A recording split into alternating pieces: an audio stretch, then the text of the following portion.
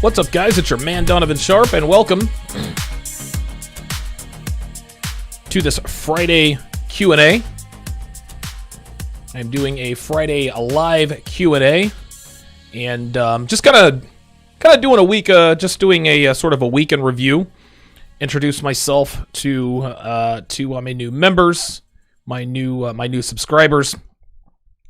Phone lines are open, guys. 914-205-5356. Again, that's 914-205-5356.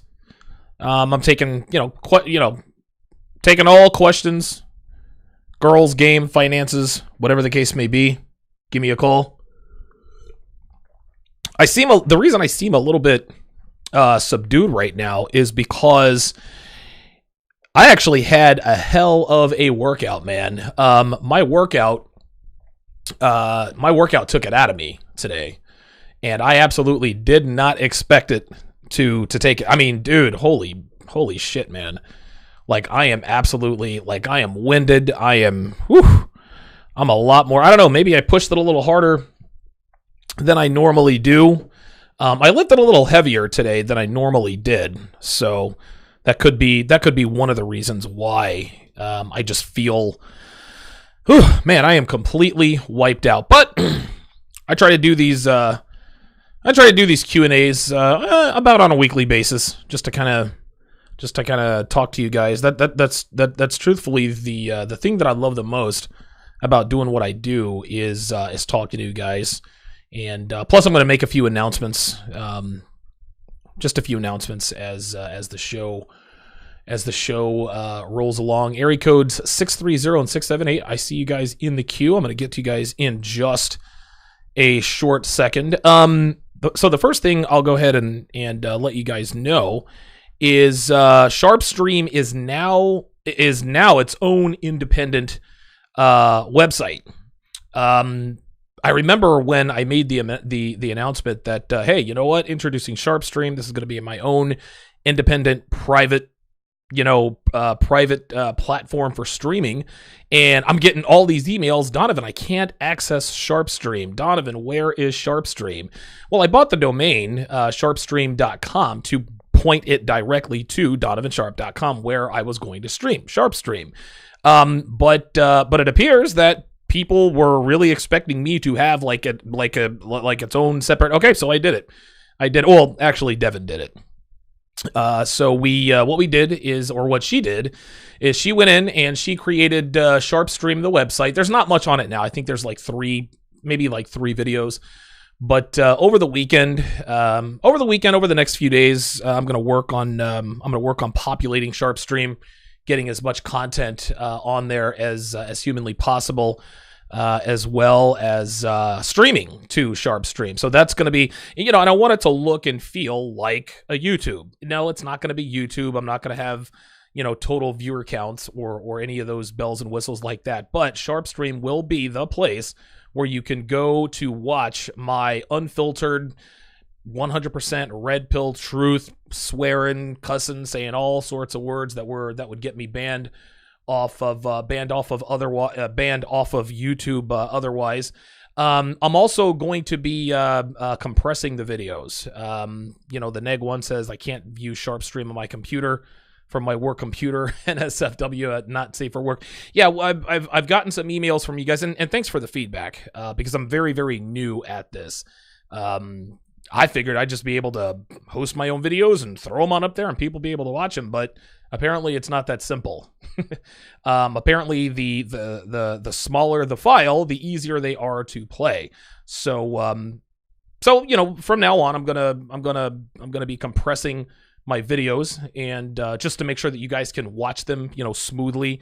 Now, of course, that also depends upon your bandwidth, your internet connection, whatnot. But I'll do everything on my end to make sure that you guys have the best after viewing experience on SharpStream. So stay tuned for more announcements on those. All right, so the phone lines are already lighting up on this Friday Q&A. Let us go to area code 630. Area code 630, what is your name and what is your town?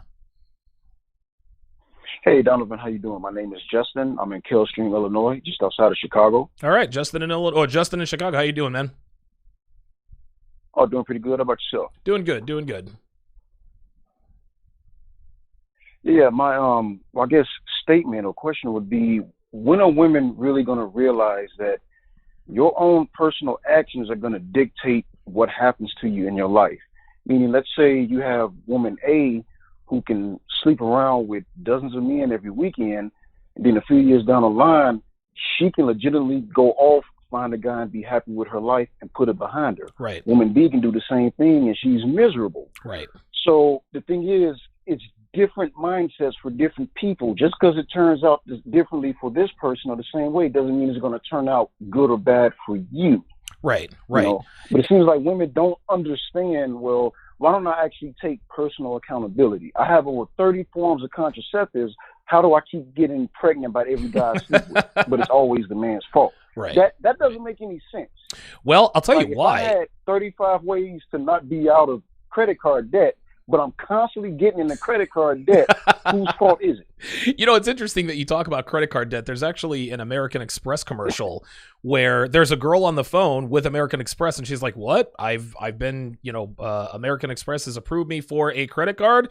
And instead of showing her doing the responsible thing and buying responsible things, dude, she's going to the club with a friend. She's buying Prada bags. She's taking trips. Oh, yeah. You know which one I'm talking about? I'm like, and I looked at Dev. I was like, Are they really marketing American Express? And I have an American Express. There's no spending limit. But are they really marketing a credit card with no spending limit to women who shop impulsively and telling them, hey, get an American Express. You can do whatever you want to do. It's free money.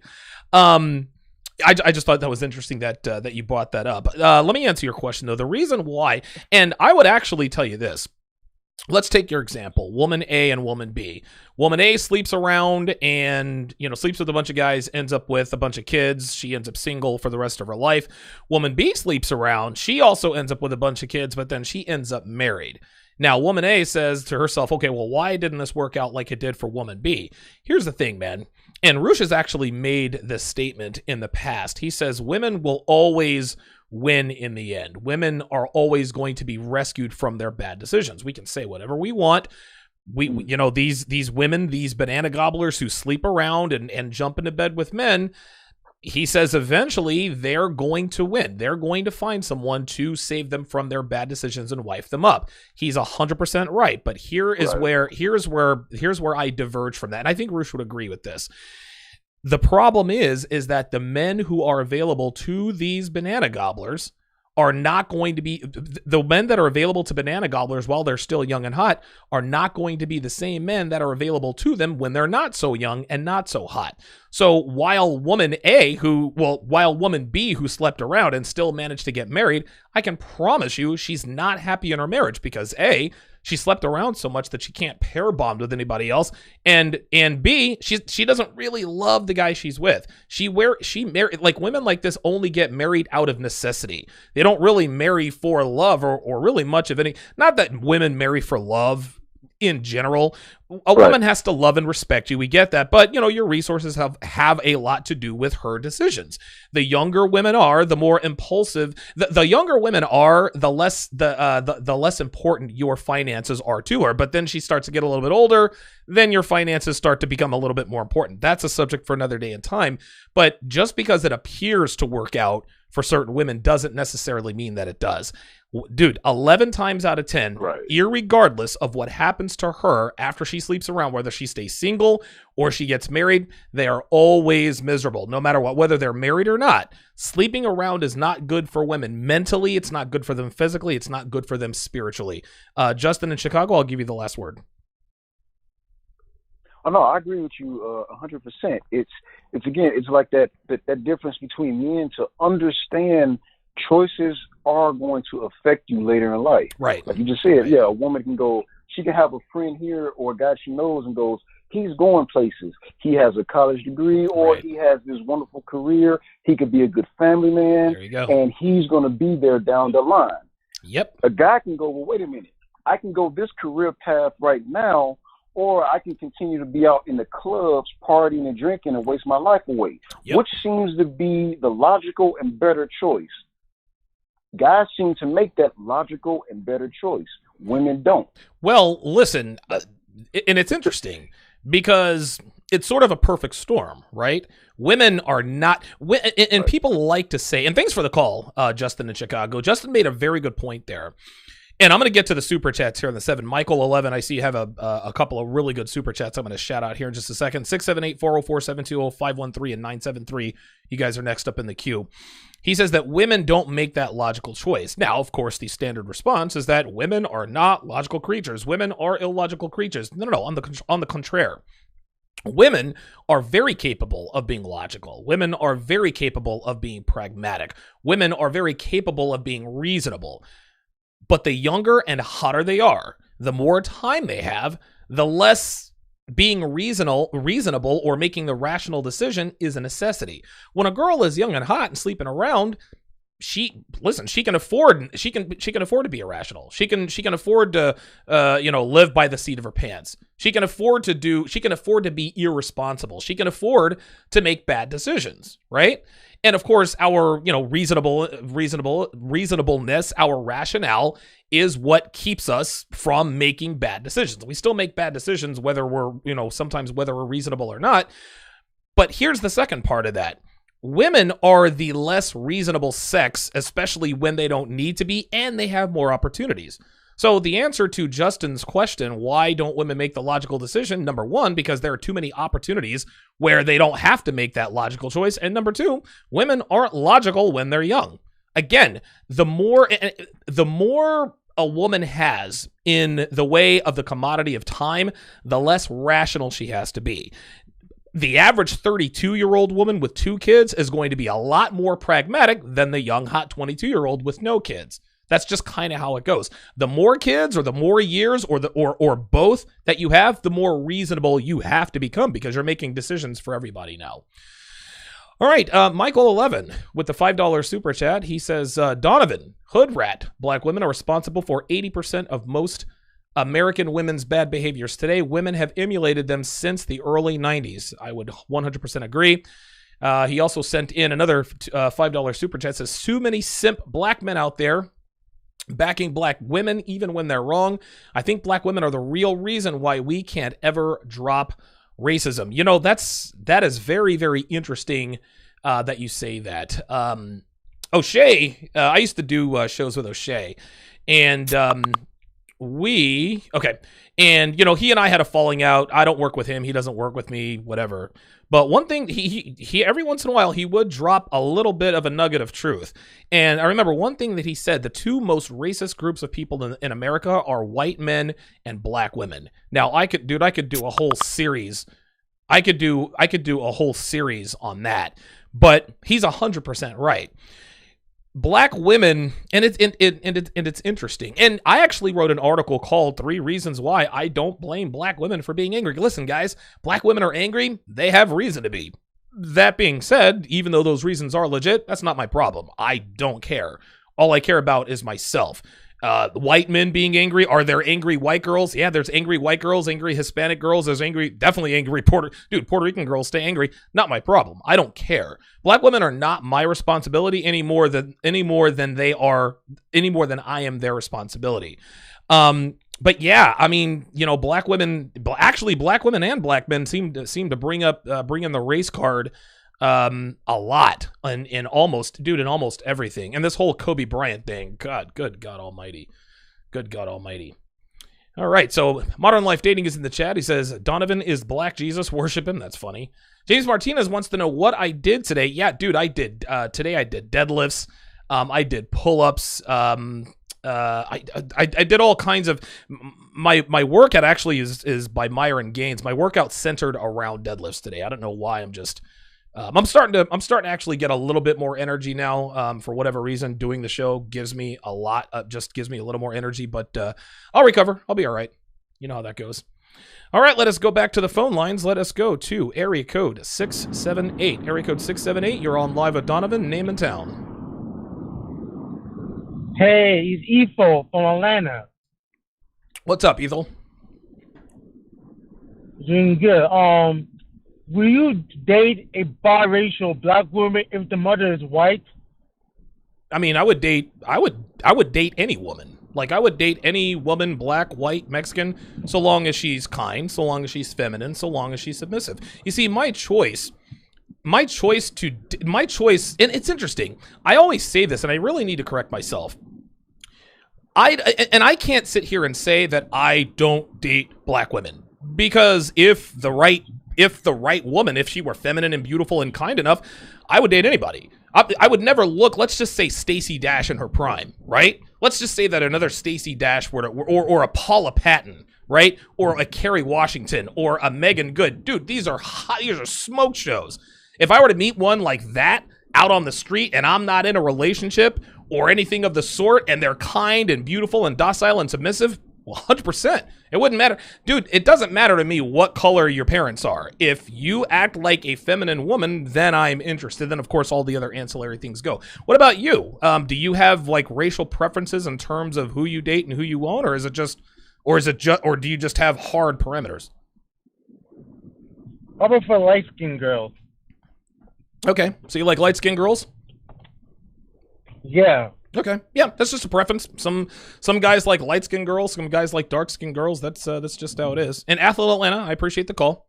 All right, let us go to area code 404. Oh, wait a minute. There we are. Area code 404. You're on live with Donovan. Name and town.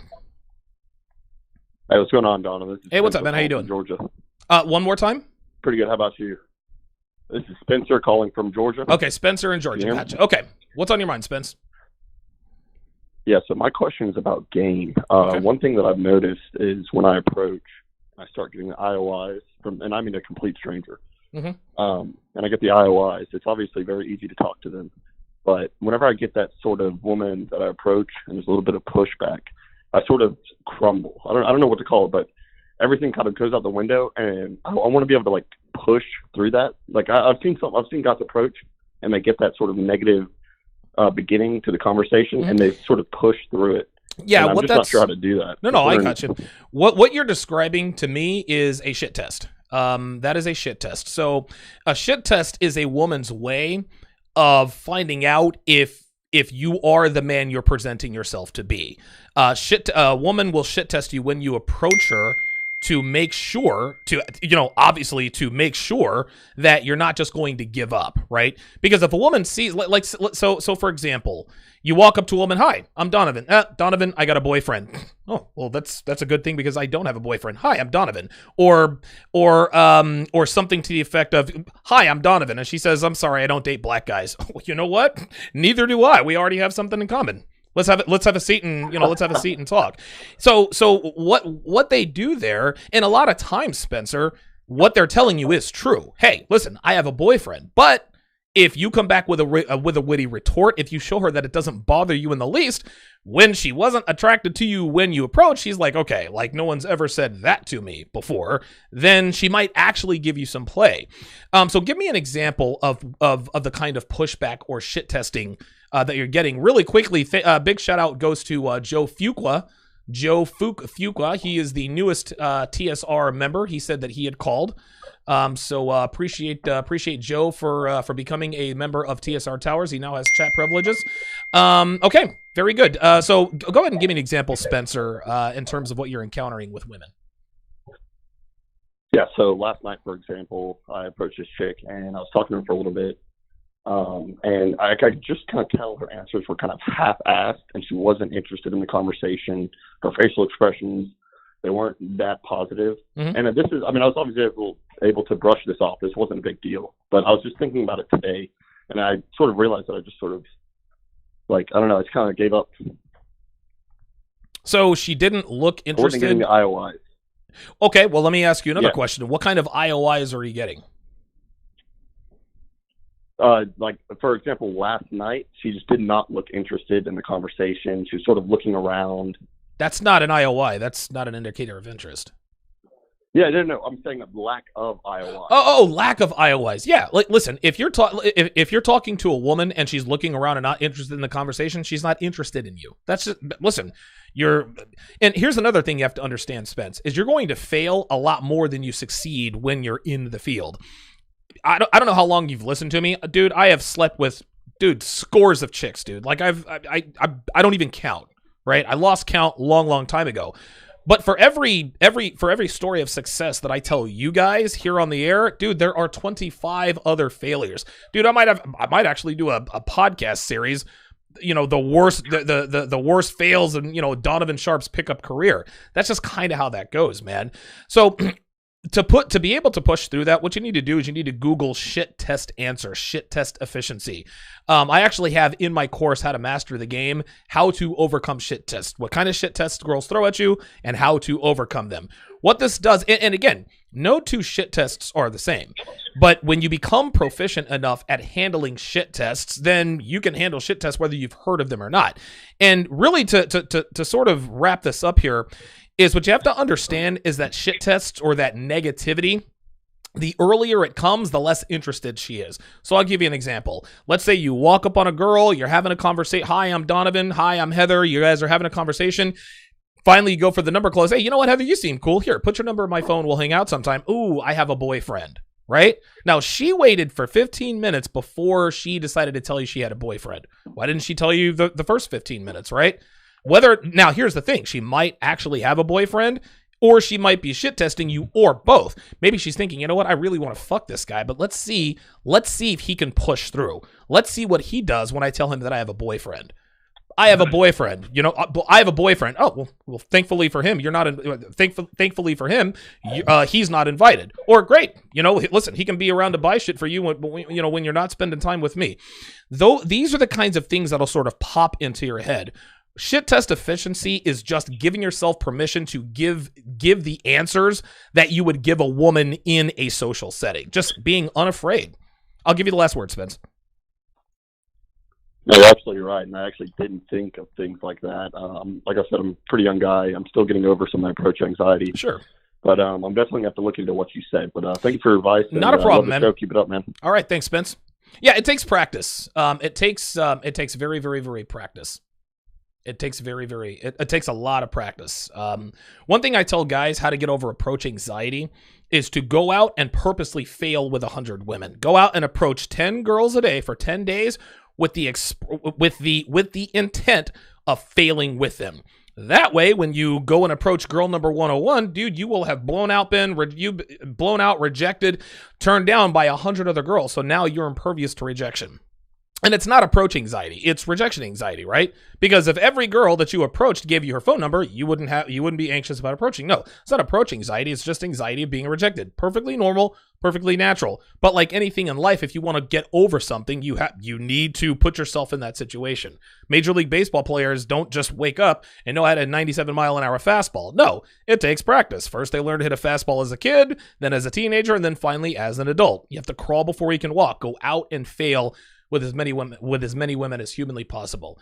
Dooley Godot with the $5 super chat says, just something to go towards the Sharp Stream fund. Yes, guys.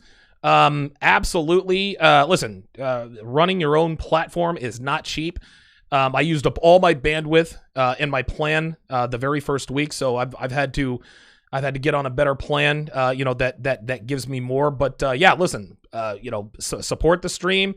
Hit me on Super Chat, make a donation. And by the way, shout out to Bob in Sacramento, Nick in Chicago, David L., Morgan L., and Matthew L. No, they are not all in the same family for their donations over the past week. Bob in Sacramento had a $40 donation. Nick in Chicago with 100, David L., 100, Morgan L., 50, Matthew L., 50. So my many thanks to those guys, and that just goes right back into SharpStream, which is now being rebuilt. So you can go to sharpstream.com and access the videos as I put them up. 914-205-5356 is the number to call. Area code 720. Area code 720. You're on Live with Donovan. Name and town. Hello, my name's Gilbert. I'm from Denver. Hey, Gilbert, how you doing, man? Hello. Hey man, good. I just want to say thank you for everything that you do. I look up to you quite a bit. Thank you. my question today is, so I'm kind of shaky right now because I feel like I'm talking to a celebrity. Relax, man. I don't bite. My question today is, so I've been talking to this girl for the last 2 weeks, and we ended up talking on the phone the other day. And she said, "What's one thing you think's going to piss me off?" And I said, "I think one thing that'll piss you off about me is that I will look at your phone." And she got really defensive about it. Mm-hmm. Then I was like, well, I'm going to ask to use your phone, but I'm not going to like look through, I'm not just going to grab your phone and look at it all the time. I am going to look at your phone if we do end up dating. She's like, well, I don't feel very comfortable with that. Mm-hmm. So today she texted me and said she couldn't go on with the relationship anymore because I had boundary issues or something, but I think she was just projecting her stuff on me. No. This has nothing. No, hold on. This has nothing to do with her projection on you. And this is actually, I'm glad you called me about this, Gilbert, because I think I like the mindset that you have, but you made a critical mistake, and I want you to stay with me because I'm going to give you a very good example on why that didn't go well for you and her. The very first sales job I ever had, I sold high-dollar mattresses. Gilbert, I'm hearing some feedback in the background. I'm hearing somebody else talking. If you could turn that down for me. Yeah. Turn my phone down? No, not your phone. I'm hearing people talk in the background. Is that your TV or? No, it was just I'm in a rehab right now, so like. Okay, gotcha. All right, don't sweat it. Don't sweat it. All right. Anyway, So anyway, the very first thing, my very first sales trainer's name was Joe Trainum, right?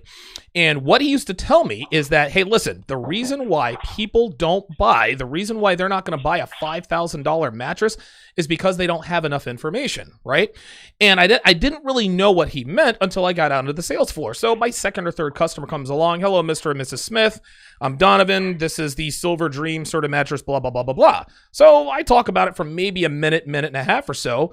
And they ask me, well, how much is it? I said, well, it's $49.99. Ooh, $49.99. Like, nah, we're not going to pay that. And I'm like, yes, but it has X and Y and Z. They're like, nope, not going to pay for that. So then I go to Joe. I'm like, well, what happened there? He said, it's like I told you earlier, don't give the price too early. Here's why they didn't buy. It's just like Joe said. They didn't have enough information, right? When they asked me for the price, I gave it to them. But they asked me for the price too soon. And if you give the price of something, anything, to a person before you get a chance to build the value, they're not going to buy it. Because guess what? I went through all the features and benefits, but after I told them $49.99, they didn't hear a goddamn thing I said because that's all they were thinking of is $49.99. Here's how it relates to your situation. You had only been seeing her for 2 weeks. There is no way, unless you're an apex alpha male celebrity, there's no way that a girl could possibly know what value you bring to her and your life. She doesn't really know what your value is. So here's what happened. You dropped the price too soon, Gilbert. You told her, hey, by the way, I'm going to look at your phone. So first of all, you did that the wrong way. You don't tell a girl, I'm going to look at your phone, right? Secondly, you did, and the reason why she says that you have boundary issues is because you're not worth it to her yet. Gilbert, you might be the highest value male that she's ever been with, but because you didn't give her time to see that, she thought, well, wait, show you my phone? Get the fuck out of here with that. But let's say that you were Chris Hemsworth and you had that same conversation. And she, oh, yes, of course, Chris, I'm definitely going to show you my phone because Chris Hemsworth is Chris Hemsworth and his value precedes him. Here was your second mistake. You brought up a relationship way too soon. And I advise this all the time. Gentlemen, never, ever, ever be the first to talk about or angle for a relationship. You let her do it first. You understand what I'm saying? Because the minute, Gilbert, I understand. The minute you angle for a relationship first or start talking about a relationship, your leverage goes right out the window, right? So then when she asks you, well, what thing are you going to do that's going to piss me off? Well, I'm going to look at your phone.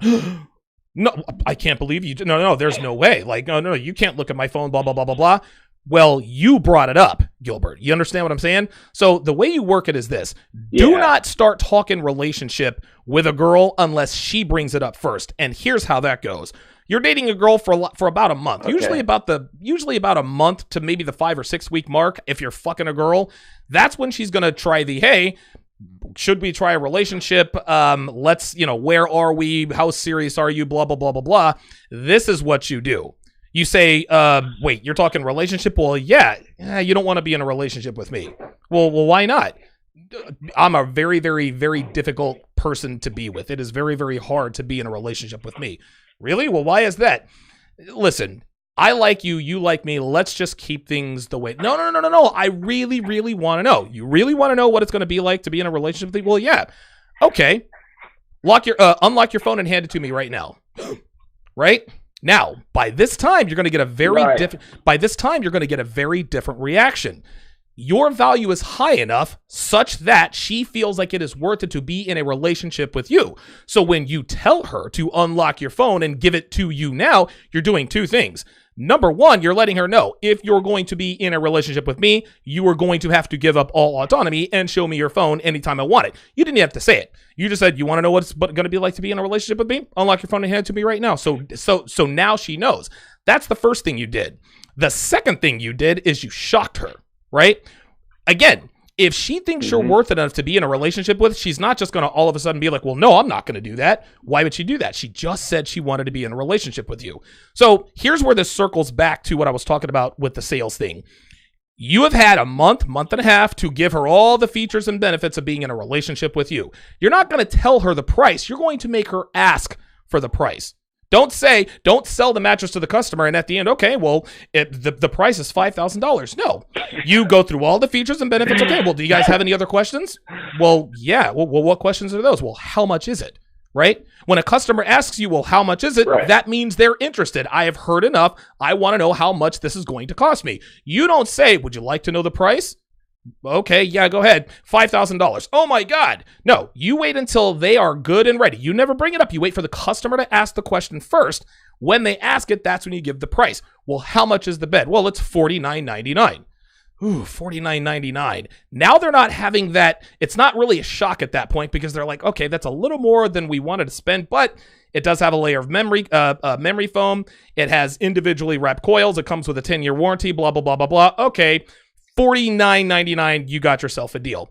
You relate that back to the girl. When you were fucking her for 5 or 6 weeks, she's starting to like you more and more. Right at the end, she's going to ask you, well, how much does it cost, right? What's it take to be in a relationship with me? What you're doing as a salesperson is you don't really want to know how much this mattress costs. You don't really want to know how much this car is. Yes, I do. I want to know. You want to know why they want to know? You want to know why they want to know, Gilbert? Is because they really want the car. They really want the mattress. She really wants to be in a relationship with you. All right.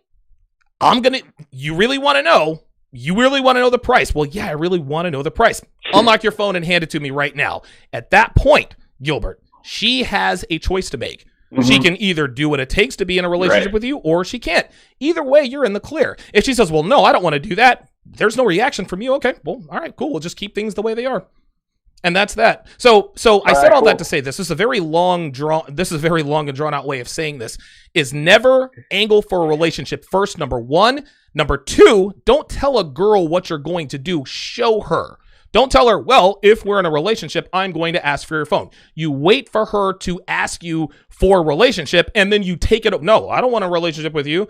I'm a hard guy to be with. Well, really, why not? Well, unlock your phone and hand it to me right now. At that point, it's going to be a much different reaction. All right, cool, man. Thank you very much. No problem, Spence. You're the man. Spencer in Georgia checking in. Said he was nervous because he felt like he was talking to a celebrity. I've never gotten that before. It's pretty cool. Cuban Libertarian with the $2 super chat says, Telegram chat for the stream, please. Appreciate that. The Neg1 with the $20 super chat says, give me a second. He says, not going to try to, wait a minute, hang on a second. Says, not going to try to bring down the momentum, but I owe you a great deal of thanks for giving me sound advice when dealing with life and women. I had contemplated suicide many times, but since you, never again. Thank you, Don. Listen, I love hearing that stuff, man. But again, it's not me that talked you off the ledge. It was yourself, right? All I do, listen, I'm a radio idiot. All I do is sit up here and talk and I give you guys experiences and this and that. But ultimately, you're the one. I had a consultation with one of my clients a couple days ago, and he's like, yeah, man, my life has gotten steadily better since I started consulting with you. And he's right. But I had to tell him, listen, you're the one that gets the credit for this. Like, I'm not out here improving your life. You are. All I'm doing is telling you what to do. It's easy for me to tell you what to do. You're the one that has to do it. So I greatly appreciate that. The neg one. FQG says, here's a bit for Sharp Stream. Appreciate that, my friend. $5 super chat. Merciless 6 with the $15 super chat says, much love from the Bay. Go Niners. How would you explain a high-value man to a teen? I have an 11-year-old daughter. I want to prep her early to be a wife and a high-valued woman if this is possible. Boy, that's a tough one. See, I don't have any kids, so this is a very difficult question for me to answer. All I would do, what I would do is I would try to be the best example. I'd be the best example of what she should be looking for in a man, right? Because girls, the first man that any female ever falls in love with is her father. She loves her father. This is why girls go for men who have strong fathers that are like their fathers. If you have a weak father, she's going to go for the opposite, right? She's going to go for the bad boy. She's going to go for the crazy guys, the commitment phobes, the guys that are borderline abusive. But if you try to be a sterling example of what traditional, strong head of household masculinity is, she'll see that. Then, of course, you need to let her know when you're watching TV, point things out to her, right? When she sees like celebrities with blue hair, sweetheart, don't do that, right? When you see girls with tattoos, you see that young lady over there with a tattoo? Don't do that. Don't do that. Do not get a tattoo. Well, why not, Daddy? You're going to regret it. Now, you can't really explain this to an 11-year-old, but you need to put it, like, it's got to be at the point of inception. Why shouldn't I get tattoos, Daddy? Because if you get tattoos, the wrong kind of people are going to be drawn to you. And then as she gets older, you can sort of, fill in the blanks, fill out the skeleton, flesh it out, so to speak. But I would point out, every chance you get, point out what she shouldn't be doing. You see on that little Disney cartoon how the girl is mouthing off to her dad? Don't do that. You see how she's acting to other people? Don't do that. You see how she's being a brat? Don't do that. You see how she's making fun of the fact that she can't cook or clean? Don't do that. Learn to cook and clean. It's gotta be from inception. Absolutely has to be from inception. Let me get back to the phone lines. Whoever's trying to call in, if this is MLD, if you're the one calling in from the private block number, let me know. I don't take calls from private or block numbers unless it's MLD and he tells me who it is. So if you're calling me from a block number, I know that you are trying to troll me. Give me 4 seconds, guy. Yeah, there you go. Yeah, that's what I thought. Call back with your real number and then we can have a conversation. I'm going to open my door and let some air in. Hold on, guys.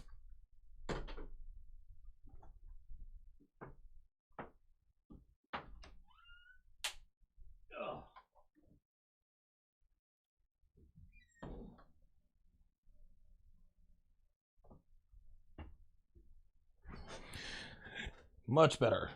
Wait a minute.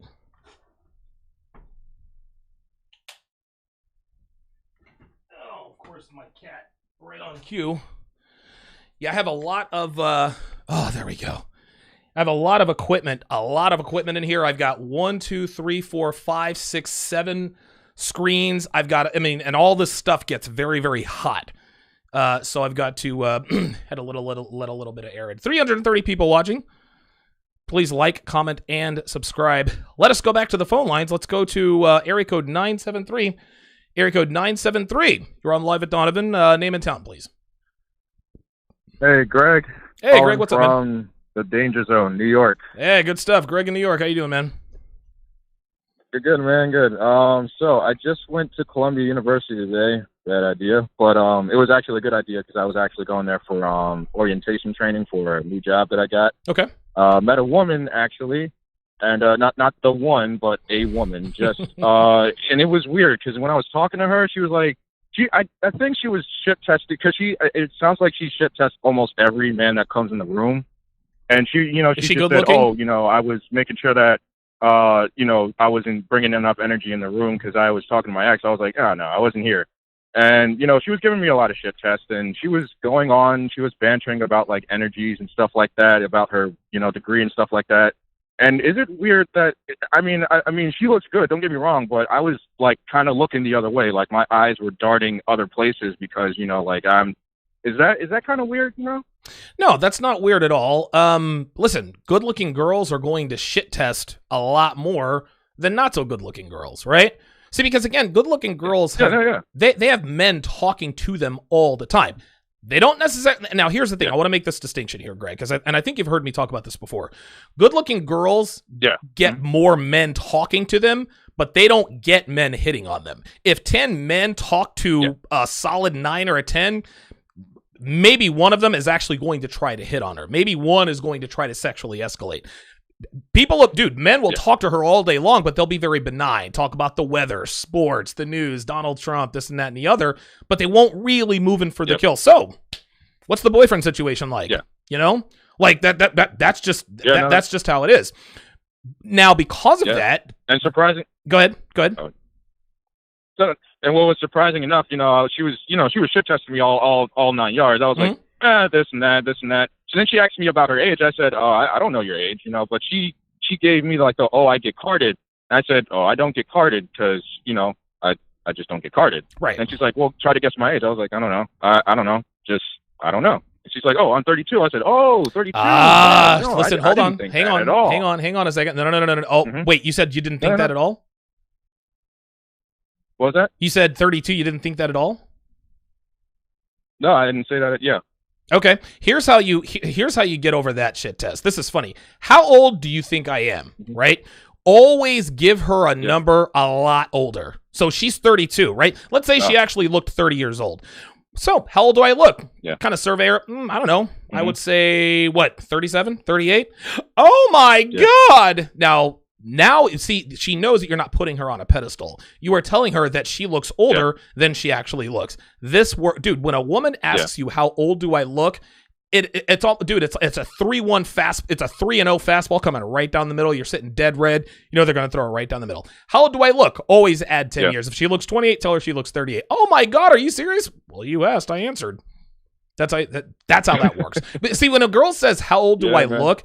She's fishing for compliments. Oh, well, you look like you're 21. Oh, thank you. And she gets all flattered, but she's not turned on by you because she knows you're trying to flatter her. But if you show her, no, you don't look like a young spring chicken, you're not as young and as hot as you used to be, then no, I'm going to tell you that you look 38. Yeah. This, believe it or not, this makes women more attracted to you. I'll give you the last word, Greg. No, man. What was surprising enough is that, she said, you look old, you sound older than you look. And then what was surprising enough is that she actually gave me her card. I didn't ask her for a card or nothing. She actually just gave it to me. And I was like, okay, yeah, sure. Yeah, she was intrigued by you. Yeah. She was intrigued by you. It sounded like... I don't think... Go ahead. No, go ahead. I was going to say, it sounded to me like she was attracted to you, right? And again, women... understand this, guys. Women don't shit test men they are not sexually attracted to. They just don't, right?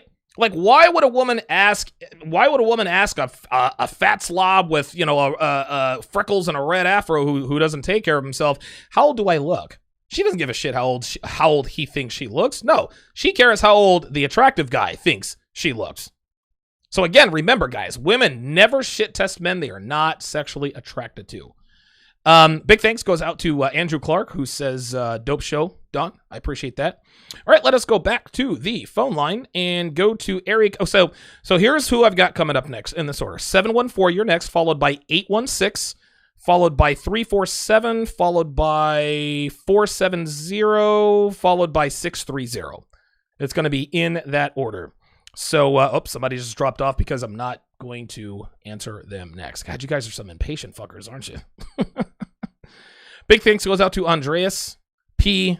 Tavelis with the €5 super chat. He says, you're the man. Glad you continue Tom Likas' work. Keep dropping the red pills. Appreciate that, man. Thank you very much.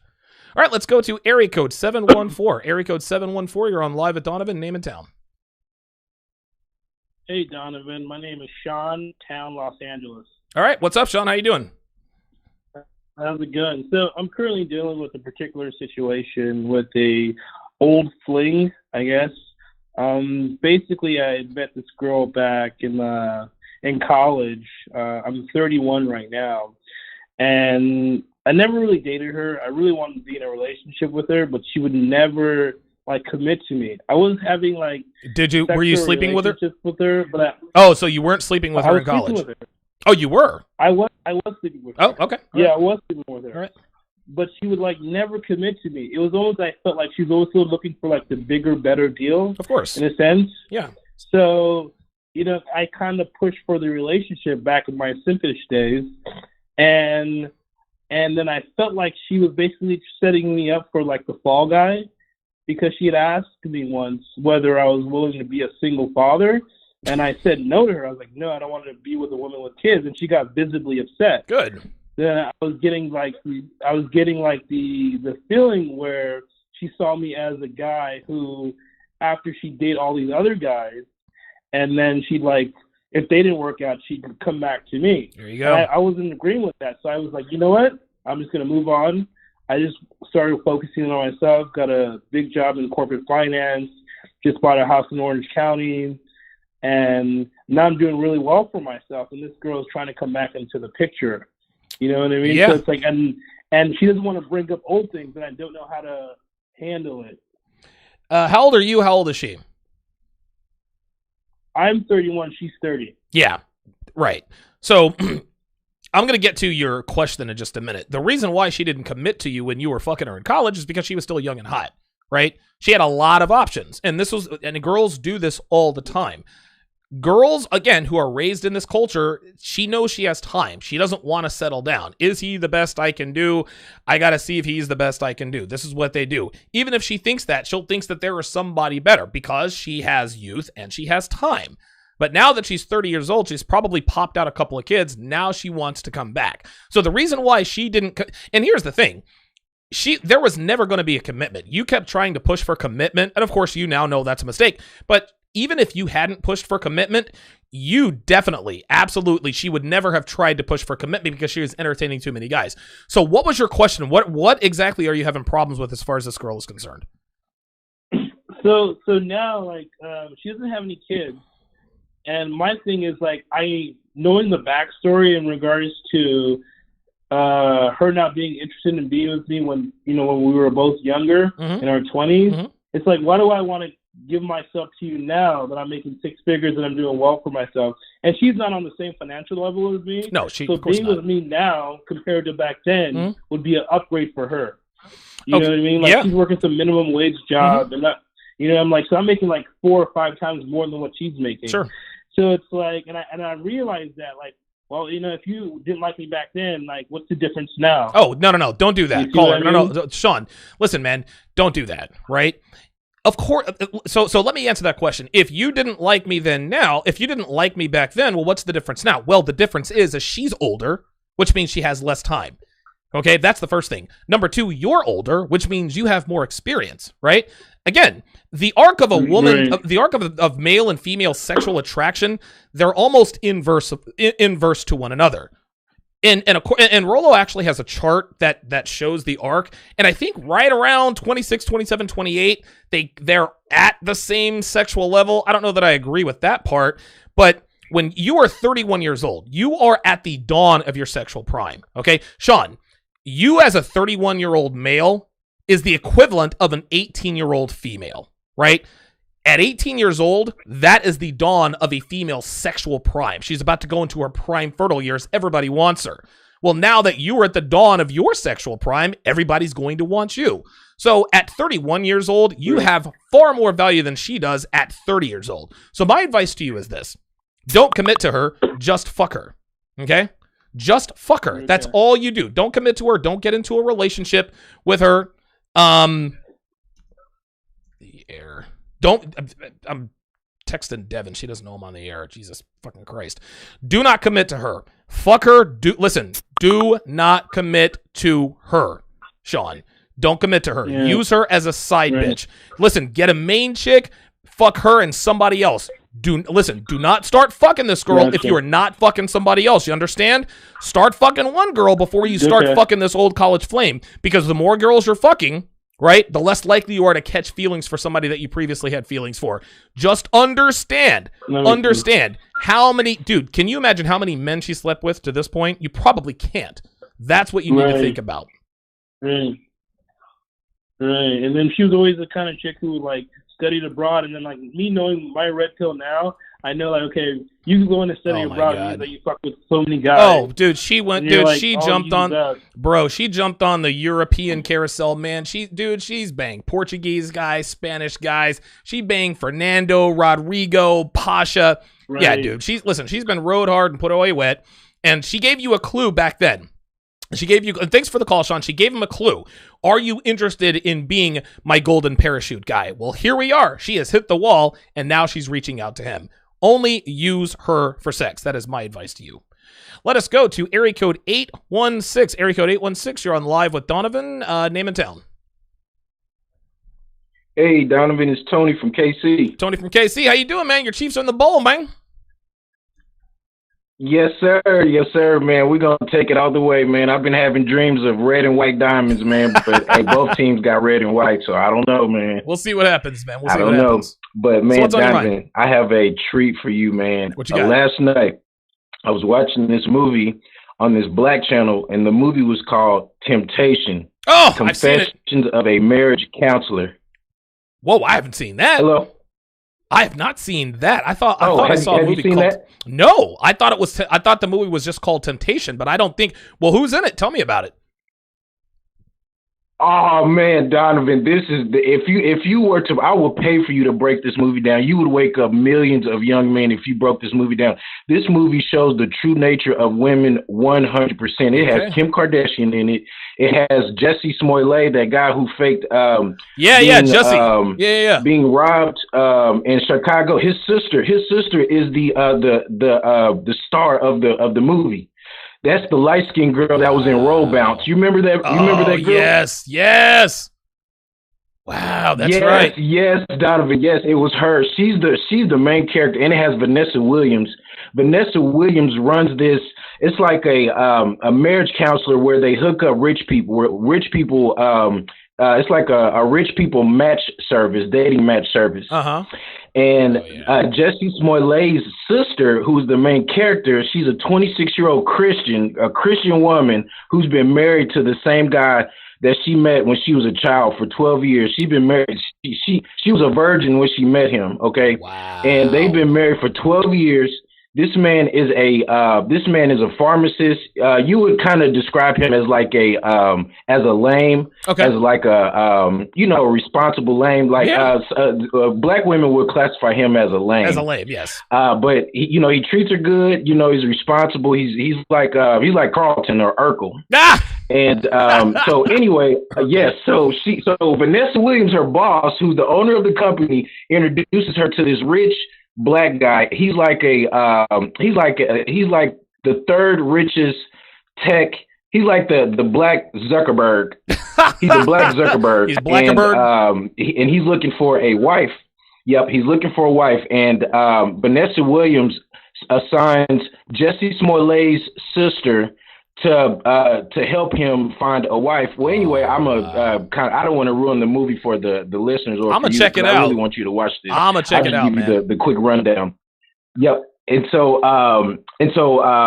they fly out to New Orleans. I guess they're on this business trip. They fly out to New Orleans in his private jet. She sleeps with him. So who has the private jet? Is it Jesse Smollett's sister, or is it the actual dude? Damn it. Tony and KC, call me back, man. Call me back. We lost you. Tony and KC. Yeah, I'm gonna have to watch that. That sounds interesting. That sounds very interesting. All right, let's go back to the phone lines. Let us go back to area code. Looks like it's area code 630. Area code 630. You're on live with Donovan. Name and town. Hey, Donovan, how's it going? What's up, man? Hey, give me a second here. I just started listening to you not long ago, and what was your name and town? I made a comment. You might remember it. Yeah, what's your name and where are you calling from? So my name is James. I'm calling from Michigan. Okay, James in Michigan. Gotcha. All right, so what's on your mind, James? Cool. So anyway, so I just wanted your opinion on something I'm kind of going through right now. I Okay. just want to know if you think what I'm doing is wrong, man. Like, should I stop it? All right, well, let's hear it. Anyway, what's going on is, so I'm fucking this girl, right? Mm-hmm. And she works with me. We're coworkers. Oh, God. And she's married. No. And she has a 1-year-old. No. Oh, James. Dude, double. She's Puerto Rican. She got a fat booty. I don't care. Oh, no. James, listen, man. Listen. Check this out. Just check this out. I'm glad you're fucking this Puerto Rican bitch. But, dude, like, listen. I'm not going to tell you that you're wrong for doing this, but if I were you, if I were a man trying to mitigate my risk, I would avoid fucking coworkers and married women. Listen, I have fucked my coworkers before. I have fucked married women. I have never fucked a married coworker. Like, this is uncharted territory for me. Holy shit, man. All right, well, give me the rundown. What's going on with you? It doesn't stop there. So her husband actually worked in the same building. Oh my God! Holy shit, man! Oh, Jesus. We work on a ninth floor. He works on the first floor down there receiving. So what's the situation where you're thinking you're doing something wrong? Should I stop? Wait, say what? You're asking me if you should stop? I mean, I'm not gonna stop. I just want to know if what I'm doing is wrong. What you're doing is not wrong, right? Like, listen, man. The saying goes that all's fair in love and war. What you're doing is not, and I'm not Mr. Moral guy. I'm not like, how dare you have sex with another man's wife? No, I don't. Listen, man. She was looking to fuck somebody else. She was looking to cheat. If it wasn't going to be you, it was going to be somebody else. Right. So moralistically, dude, whatever. Like, I don't care. What you do is fine with me. I fucked wives before, but you guys work in the same building or for the same company? Well, we actually work in the same building. Oh. He actually comes up sometimes. Oh. Okay. And sees her. Okay. Yeah. So you work in the same building but not the same company, correct? Oh, same building, same company. Oh, yeah. Same department. Yeah. Floor. Yeah. Listen, caller, I'm not going to tell you what you should or shouldn't do because you're a grown man. You're going to make your own decisions. But I'm going to give you the scenarios in terms of what could and would happen if you continue this. If you stop fucking her now, you could mitigate some of that damage, but you run the risk of pissing her off, right? Dude, we have heard all kinds of stories where coworkers be fucking one another. Something happens, he decides he doesn't want to fuck her anymore, or he fucks somebody else. She files a sexual harassment claim against him. He loses his job because he just didn't want to fuck her anymore. Sometimes girls even file sexual harassment claims against men that they themselves try to hit on, but the guy doesn't reciprocate interest. He sexually harassed me, they get fired. So you've opened up Pandora's box there. But if you did want to try to stop fucking her, what you got to do, you have to wean her off of you. Okay? You have to wean her off of you. Here is another mathematical inevitability, and this is just a theory, but I think I'm correct here. If you are having sex with your coworker, okay, after the sexual relationship ends, and it will because they always do, within 6 months, either one or both of you will no longer be with the company. Listen, that's just the way these things work. So you're in a sexual relationship with a coworker. You're not leaving your job. She's not leaving her job. But for one reason or another, within 6 months, either one or both people will not be with that company anymore. That's my theory, and it's always worked out that way. If I were you, wow, I would absolutely stop sleeping with her. Number one, you're sleeping with another man's wife, right? It's not for the moral. It's not moralistically, but what if he finds out, right? And nothing is more dangerous than a beta male who's been humiliated and angry. These are the guys who end up shooting up schools. Elliot Rodger, Alec Manasseh, and Nicholas Cruz. When a raging beta male is humiliated, he will absolutely seek retribution on the person who put him in that position, and it's not going to be his wife. He's not going to blame his wife because he's a beta male. He's blue pill. He's going to put the blame on you. You shouldn't have slept with my wife, rather than placing the blame on her like he should. Listen, red pill guys, if Devin were to cheat on me as a red pill man, I'm placing the blame on her. Actually, I'm placing the blame on her and me because I must not have kept my shit together. I'm not going to blame the man. Listen, dude, you were just being a man. I've fucked wives before. Like, I've hit on wives before. I've fucked women I knew that were married before. This is just what men are going to do. This is just how we do it. But he is not going to place the blame where it truly lies, which is with his wife. He is going to place the blame on you. Now, maybe if he finds out about it, maybe he confronts you in a parking lot.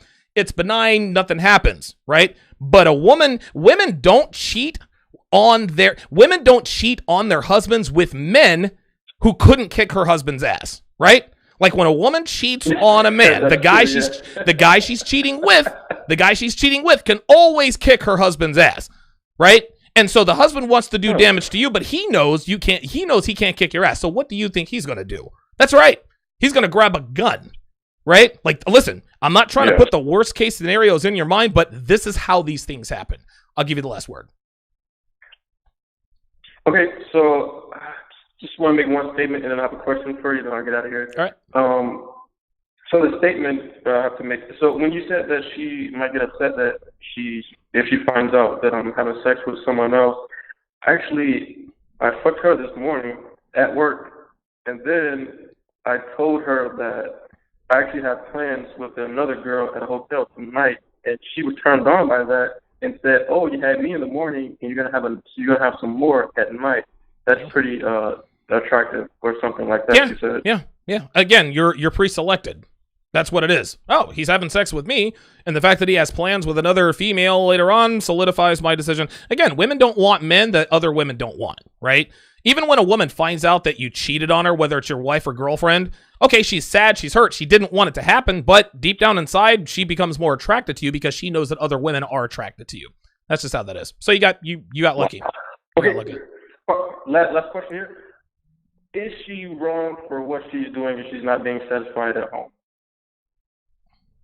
Wait, you're asking me, is she wrong for what she's doing? Why do I give a fuck about her? So, do you think she's wrong? What she's doing? Caller, listen, check this out. I'm not here to make you feel better about fucking another man's wife. If that's what you're looking for, you're not getting it from me, dude. Like, that's not, come on, man. It ain't going down. Listen, man, I don't know the situation at her house, but I am never going to give a woman or a man an excuse. No, listen, is she wrong for doing what she's doing? All I know is that she's being a woman. You can't trust women with anything. You can trust women to be women. So no, James in Michigan, and thanks for the call. I am not going to make you feel better about fucking another man's wife. Oh, man, that was funny.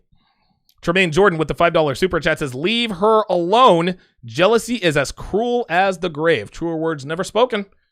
Listen, the reason why a man would kill another man is because he fucked his wife or girlfriend. It happens all the time. Happens all the time.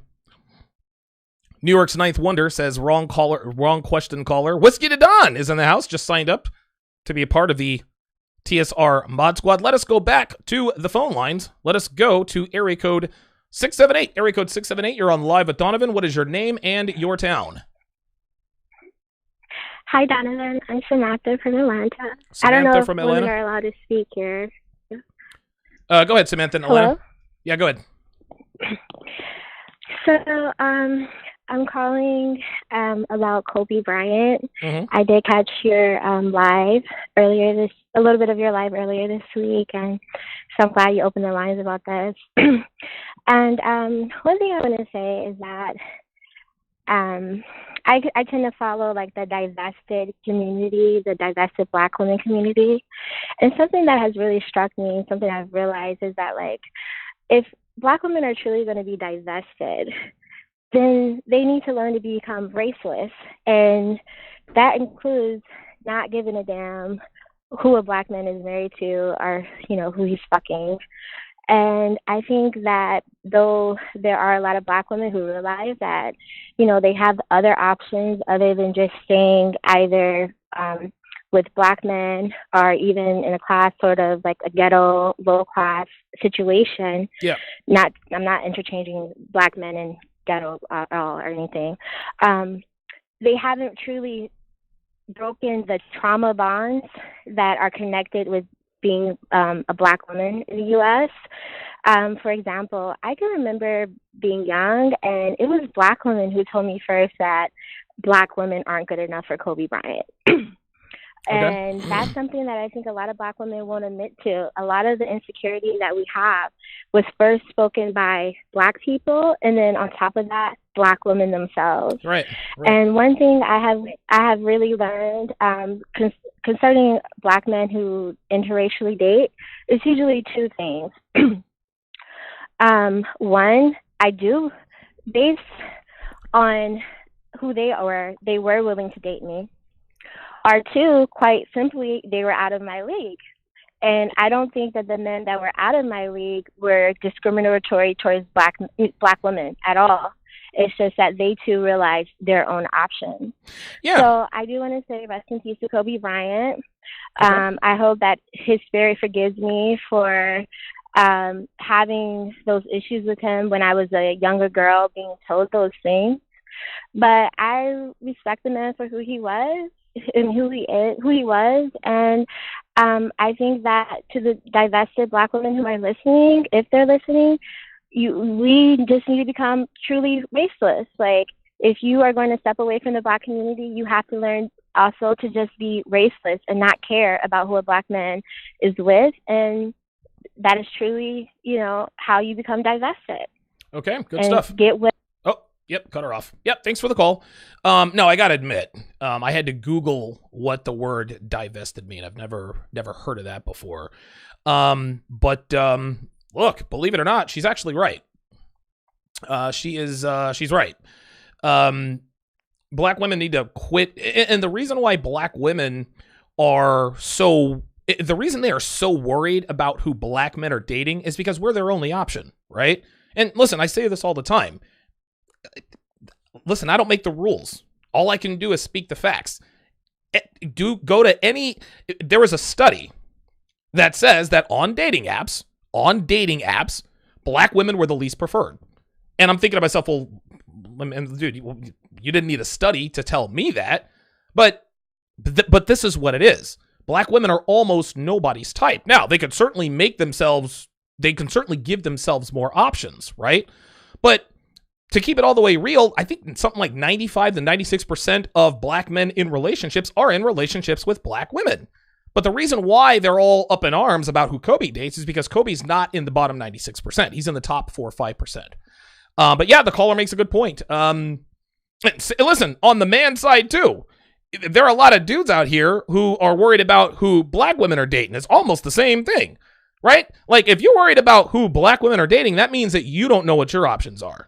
If you're up in arms about, dude, Black, Indian, Mexican, whatever the case may be, if you're that person who doesn't believe in interracial dating, people who don't believe in interracial dating they are always people who cannot date outside of their race. That's who it is. White guys and even white guys, I'm against interracial dating. Do you think a white guy who's a high-value white guy dates a hot white girl? Do you think he gives a damn about white girls who date other Black guys? No, because he can have any white girl he wants, right? You think an Indian guy who is against interracial dating, that guy can't date outside of his race. So anyone who says that they're against interracial dating is clearly a person. They are almost always a person who cannot date outside of their race. That's why they don't believe in interracial dating, because they can't do it themselves. I believe in interracial dating because I can date interracially, and I have dated interracially, right?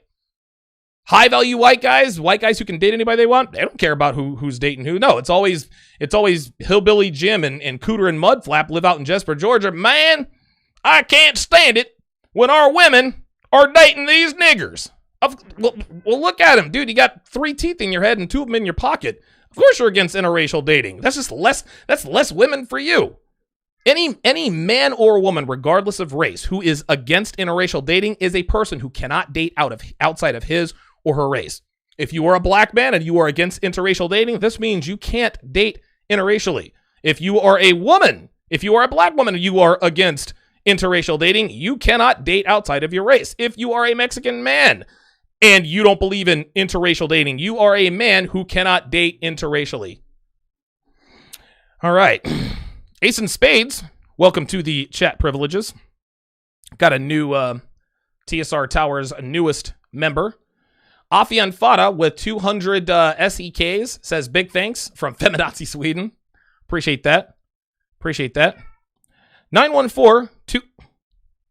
My cat is like, hang on, guys. I'm going to go get my cat. Jeez. Come on, girl. Where are you?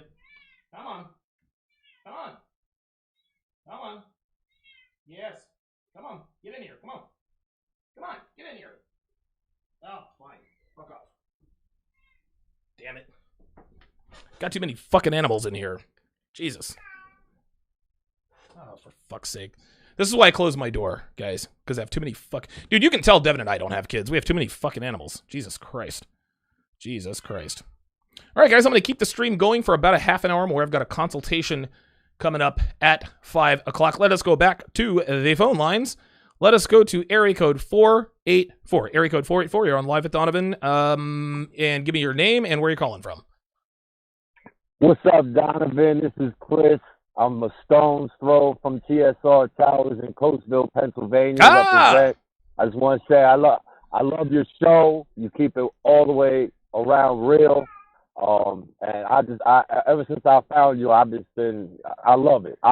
Just keep it coming, bro. Keep it fucking coming. I got you, fam. Appreciate the call. Chris in PA. Appreciate the call. I just lost 2 callers. Okay. All right, let's go to area code 347. Area code 347, what is your name and where are you calling from? Donovan Shop, what's good, man? What's Jay up, man? From New York, man. How's it going, man? What'd you say your name was? Man, that's what's up, man. Jay from New York. Oh, Jay from New York. How you doing, Jay from New York? Yeah, I'm fine, man. How's it going, brother? Doing good. Yeah, I want to get two things. And of course, let me just also shout out to you and shout out to the show The Real for shouting out your up and coming convention to make women great again. They're helping promoting you and everything. You know what I'm saying? Yeah, man. They don't even realize that shit. You know what I'm saying? But yeah. But I bet also, yeah, you know what I'm saying? And that's the first time that female caught up. Shout out to her, because that's the first black woman that has admitted her faults and owned up to it. You know, man, I'm trying to tell you. Going on, Listen, Jay, I've had women call my show before. I've never had a black woman call my show ever. Like when I used to do the show with O'Shea, I used to have black women call me there all the time. But now I'm in full control. They very, very rarely are brave enough to step into the lion's den. And what she said, listen, I couldn't disagree with anything she said. So. Nah, exactly, same here. I was like, wow, that's the first time you know what I'm saying? I mean, technically, the only time woman I do hear that one was mostly on the Nicole Michelle show. Was shout out to her too and everything. Yeah, she does good work. She does good work. Nicole Michelle does do good work. You know, Kobe Bryant the way they did. Yeah. Oh man, and you know what I'm saying? But yeah, I remember the dude was talking about the movie Temptation because I've seen that movie too, definitely and everything. You know, but I got another movie that definitely would top that will blow your mind, like fuck these beta males up. And it's an old movie in the late 80s or whatever. It's called The Last American Virgin. Oh my god, damn. Okay. You gotta look up that movie. You gotta see that movie. That movie, straight beta male destroyer. The dude in that movie, the way he was going gaga over. Let's just say he was into the girl that his man, right? That got with. She gets pregnant by his man. He tried to be Captain Save a hole and everything, and try to get into a fight with his man over this girl. She comes and comforts him about the shit, you know what I'm saying, and try to wipe her up. He saves up all his money to help her get the abortion. And what happens at the end? She got the abortion, went back to his man. Wow. See that? Oh, man. Oh, you got to see this movie. Now, I remember that movie, too. I was like, oh, damn, very sad and stuff like that. And I know you want to see that movie Temptation, too. That made a lot of women upset at how that movie ended. It's based on the play, too. I've seen the play version of that movie, too.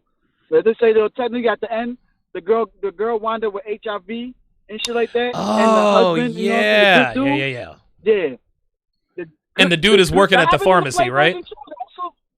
Yeah, exactly. At the end, you know what I'm saying? Well, he had to wind up giving her meds for HIV treatment. He's moved on with his new wife and got a son and everything.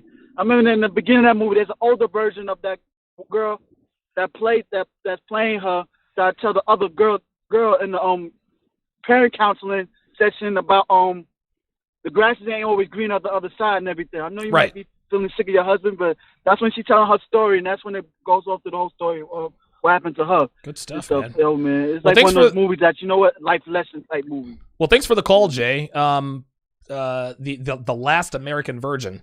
Definitely got to check that out. Quiet! God damn it. This is what happens when I open my door. I'm going to go close my door so my cat will shut the fuck up. Yeah, whatever. Fuck. Jesus fucking Christ. Quiet. God damn it. I'm trying to do a show here.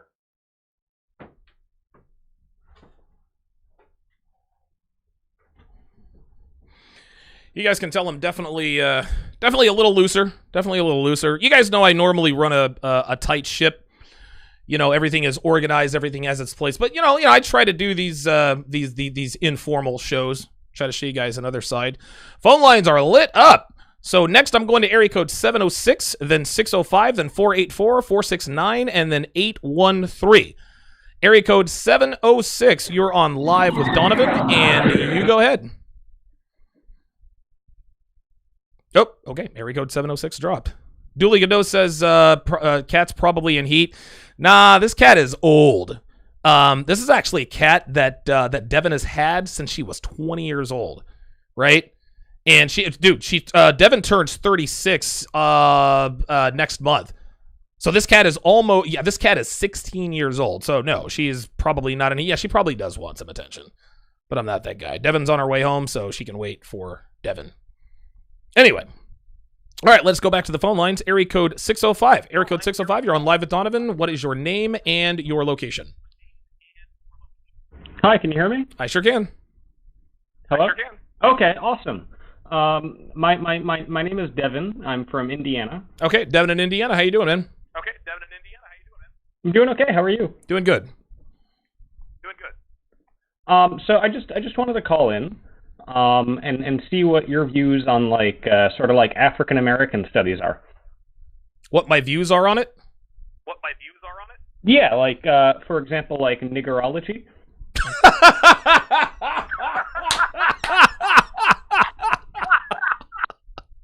So Devin in Indiana calls up and wants to know if what my views on niggerology was.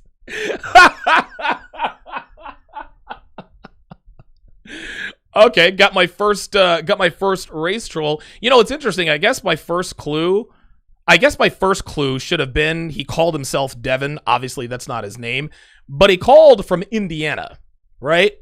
Let me look up. I think area code 706. Area code 706. Oh no, that's Columbus, Georgia. Huh, that's weird. So 706 called from Columbus, Georgia. I don't know. Maybe he was from Indiana. Yes, Indiana is absolutely a hotbed of racism. Devin, look, dude. Unfortunately for you, and this is so weird, man. When the N-word doesn't bother me.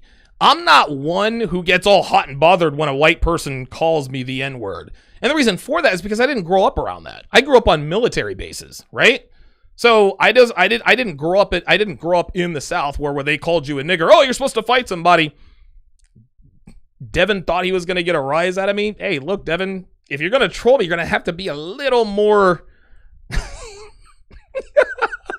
You know what? I might actually put that up on Patreon. That was funny.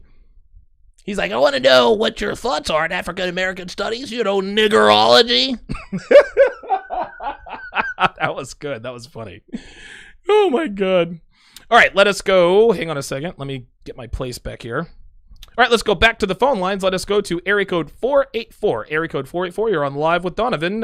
Your name and your location, please. Hey, this is Chris from Coatesville again. I must have came off too hard, too fast, because it just disconnected on me. But I guess that's how it goes. Okay, cool.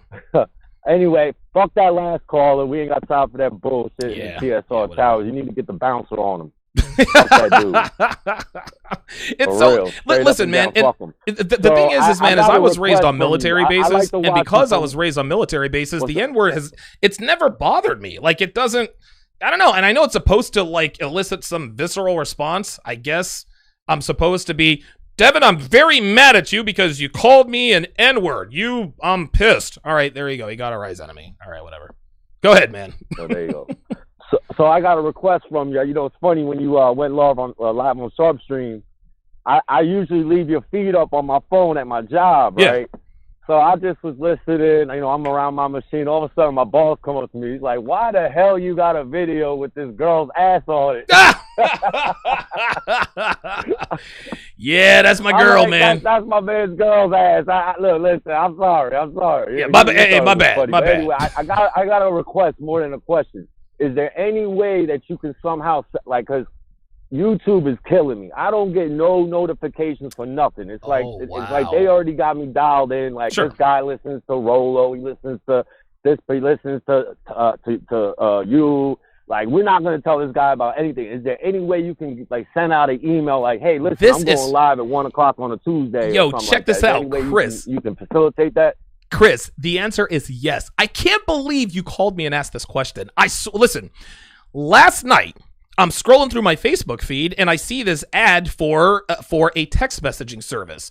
And it said, your viewers, your fans, your customers don't want you to email them. They want you to text them. And so I was like, all right, well, let's see what this is about. What this is this is a mass text messaging service, right? So when people sign up for the text messaging service, this allows me to send out mass texts. So I want to say probably starting Wednesday of next week, I will have a link everywhere I go live, YouTube, Sharpstream, DonovanSharp.com, where you can sign up for my text notifications. So if you want to be notified of when I go live or when I release a new book or a new course, I can send out a mass text and say, hey guys, TSR Live is going live today at 12 noon. Here's the link. So the answer is 100% yes.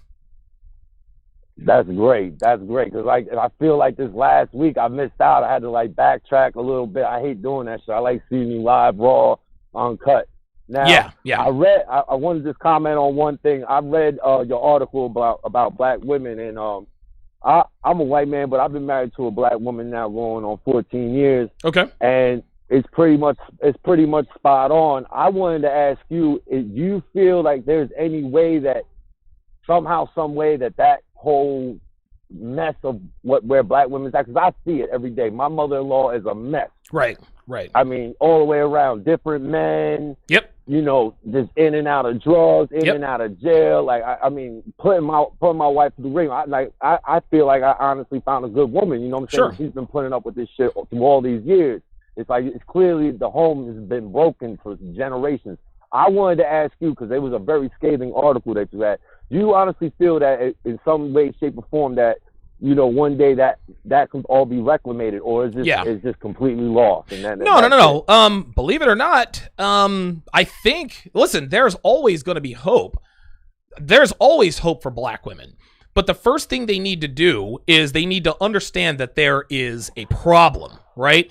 And a lot of times when someone has a problem, they can't admit it to themselves. They always say, well, the first step to beating an addiction is admitting that you do indeed have an addiction. So that's the first thing that black women are going to have to do. They're going to have to figure out, okay, something isn't working. Like our own men, the top black men are not checking for us. What can we do to improve ourselves? So the first thing they need to do is admit that they have an issue. They need to admit they have the problem. The girl that called up earlier, she says, look, when I was younger, I hated on black men like Kobe Bryant for not picking women like us. But the older I got, the more I realized that, you know what? We're not really worth dating men like this. This is why black men, the top black men, are moving in mass exodus away from black women. So I'm going to take it upon myself to be as feminine and kind, as docile as I can, so I can attract a high-value male, whether he's black or not. And oh, by the way, she had a very kind, feminine, demure voice. She wasn't confrontational. She didn't sound masculine. She didn't sound rough. That's why I let her carry on, because she sounded as harmless as she could be. So that's the first thing that black women need to do. There is absolutely hope. The second thing they need to do is stop listening to bad influences. Stop listening to Tyler Perry, Oprah Winfrey, Iyanla Van Zant, I love Steve Harvey. Steve Harvey doesn't believe what he talks about. Steve Harvey and Derek Jackson are the same guy. What they preach to these women, that's not the kind of women they want. Derek Jackson says, don't forget your crown, baby girl. Derek Jackson would never, ever date, marry, or even sleep with his market, right? So, and this is what black women, have to ask themselves, and women in general, they need to figure this out. Would the man who's telling me there's nothing wrong with me, would the man that is giving me dating and relationship advice, would he ever sleep with me, right? Would the man ever practice what he preaches and sleep with me if I were to do what he says? They know the answer is no. So when Derek Jackson says, hey, I'm a stretch mark lover and I love single moms and single moms for grown men only, don't forget your crown, ask yourself, ladies, do you think Derek Jackson would fuck with you? You know the answer is no. So maybe it's time to start looking elsewhere for your advice. Stop taking advice, and this is for white women too. Stop taking advice from men you know would never sleep with you. If you're taking advice from a man who would never sleep with you, you're listening to the wrong man. You're listening to the wrong people, right? It's the same with dating coaches. MLD is in the chat. He says it all the time. If your dating coach can't kick your ass, if you're not afraid of your dating coach, if you're not afraid of your personal trainer, you got the wrong dating coach. You got the wrong personal trainer. The third thing for black women, if they want to be attractive again, dude, just lose the weight. Caller, check this out, Chris. Black women have the best bodies on the planet. Listen, an in-shape black woman, the body of a tight, in-shape black woman blows every other race away. They could, black women could corner the market on every man if they just got themselves into shape. Dude, black women have those curves, man. Like, dude, I'm not going to sit here. Listen, man, black women could corner the market physically. They physically have the best. I don't know, maybe it's because I'm black and I'm naturally attracted to that body, but you guys have seen Devin's ass. You see what she looks like. Devin's a white girl who's shaped like a black girl, right? Like, I like curves. Some guys like girls to be skinny. Black women could corner the market. So number one, admit that they have the problem, right? Number two, quit listening to the wrong influences, right?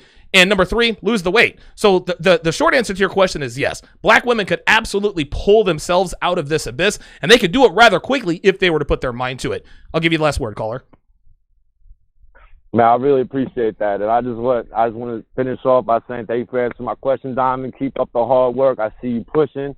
Yes, sir. You trying to do your own thing. YouTube trying to censor you. Don't let them do that to you, because there's men out there like me that need to hear the message, like the episode the other day when you just broke it all down about hypergamy and all that, man. That is the spot-on knowledge that they don't want us to have. Nope. So keep spreading the word, brother. Mad love. Appreciate it, man. Thanks for calling, Chris in Coatesville. Checking in. Yeah, man. Like, real talk. Like, dude, black women, an in-shape black woman black women have the best bodies. They have the best bodies.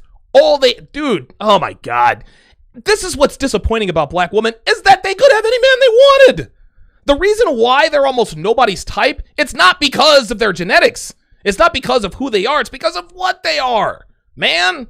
Dude, honestly, if a black woman could just do two things, get into shape and just be feminine, they don't even have to know how to cook or clean. They'll have dudes lined up around the block. Be feminine, grow out your real hair, and get into shape. You got your pick of the litter. Yo, listen, black women, quit. Dude, stop listening to men who don't have your best interests at heart. If somebody is giving you advice, that's easy to follow, they're not giving you good advice, man. That's just all there is to it. A man should love you for who you are. A man should love you for exactly who you are. No, he shouldn't. Any more than a woman should love me for who I am. No. Dude, my girl is with me because I'm me. I'm a high earner. I'm a good-looking guy and all this. I have high value and this and that and the other. That's why. Devin's love for me is not unconditional. It is conditional, and I like it like that. Women have to start embracing that. All right, let us go back to the phone lines. Let us go to Big Brandon. Big Brandon, what's going on, brother? Man, a whole lot of nothing. My man, Donovan. The caller before asked for the security to put that guy out. Well, actually, I'll tell you what, Big Brandon, I think this might be him on the line. Area code 706. So you're back on the line, area code 706. You wanted to know. You wanted to know if what my opinions were on, what did he call it, niggerology? I'm not that dude, Donovan. Oh, damn it! I thought you. Man, listen, I thought you were him, dude. Damn. Hey, listen. Go I ahead. had called you earlier. I accidentally hung up. Oh, So okay. I guess you thought his area code was 706. Oh, dude, I was about to have some fun with you, man. I was like, oh man. So what's on your mind, bro? You don't play no shit, Donovan. I was like, oh man, Donovan about to cuss me out. You think I'm that dude? No, I'm not, no. man. Not me. No, it's a big mistake, man. Big mistake. Oh yeah, Big Brandon, what's up, man? You always calling in. Shout out to you. Shout out to Donovan. What's really good, man? How you doing, man? It's all good, man. All is well. All is well. Listen, Good. I ain't gonna hold you guys up because I was worried about that. I had accidentally hung up when I clicked in, and I guess you thought that dude was something. That's what I thought. Yeah, quick question. Yeah, hey Don, I know you don't play no shit, so I thought you were gonna just get right on and cuss me out. No. Listen, area code 706. I wasn't gonna cuss you out. Like again, the N-word, it doesn't affect me. It just doesn't. There are things. Listen, don't get me wrong. There are things that piss me off. Like I have a short fuse. If somebody gets on the, hey Donovan, you're a nigger. You're gonna have to try again. So no, I think you're all right. Yep. So what's your question, man? I used to have it tattooed on me. Wow. But yeah, Donovan, I was just calling. I have a quick question. Okay. I got an ex that we have a child together, and she got mad at me and blocked me. Now, me and her have not been together for the last 2 years, so I'm like, is she doing this because she got feelings for me or what? You know? Well, what happened leading up to the block? I told her I wasn't going to watch her. I wasn't going to be able to watch our daughter or whatnot. Okay, all right. Well, she went out clubbing. If she blocked you, the thing is this, man. You have to understand that the opposite of love isn't hate. I say this all the time. The opposite of love is indifference, right? So if she really didn't give a damn about you anymore, she wouldn't really take the time to block you.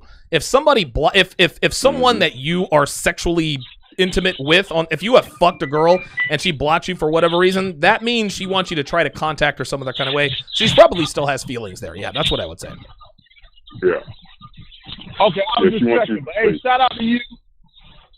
Yeah, definitely. Shout out to you. I'm gonna go ahead and endorse Donovan. If you guys have not ordered his what was it, the game, the one you did about game. Oh yeah, how to master the game. Yeah. Yep. Checked it out. Hey, I still listen to it every day I'm at work. I listen to it. I click on the different steps and whatnot. Let it sink in, brother. One of the ones I jumped on was the weight loss. Okay. Yeah, one of the ones I jumped on was the weight loss one, and I just started losing weight, like the intermittent dieting and stuff. Yep, intermittent fasting. Yep. If you guys are interested, check it out. It's a good thing to check out. But like I said, Donovan, keep doing what you do. Big Brandon, hey, you keep calling in, and thank you, Donovan. All right, man, appreciate it.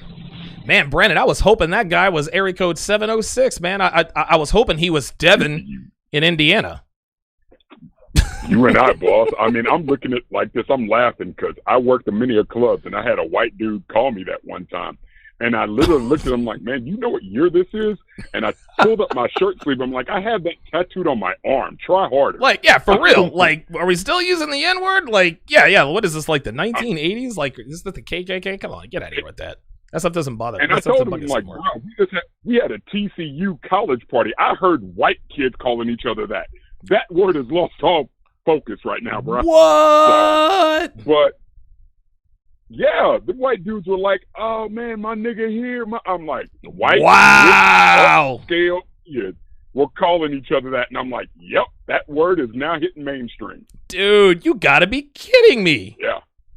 You have got to be kidding me. I think this weekend we got a show. It's a techno show. I will try to record some of the white kids. Please talking, do. And then I'll send it to you in an email. Bruh, that would be solid fucking gold. Dude, white people calling each other the N-word, that'd go viral. Mm-hmm. That would totally go viral, man. I mean, I'm just like, this is shocking. But unbelievable, man. I was gonna say, simply put, I know it's the weekend coming up. I know you got a consultation to do, right? I'm laughing because I'm proud and smiling. Okay. You are blown up so hard that you killed your bandwidth in a week. Bruh, listen, I did it in 2 episodes, man. Devin calls me downstairs. She's like, Donovan, we got a problem. I was like, what's the problem? She's like, look, like you've gone over your bandwidth by 300%. I was like, how the fuck did that happen? She says, you did a 3-hour show with over 500 people watching. That's how. I said, well, we got to step the next plan up. So the plan that I was on for the amount of bandwidth that I had was $4.99 a month, $500 a month. So I had to step up to the $1,200 per month plan. And listen, God willing, I step up to the unlimited bandwidth, and that is that's $2,000 per month for unlimited bandwidth. So yeah, hopefully we can get to the point where I'm going to need that. Hold on, here we go. All right.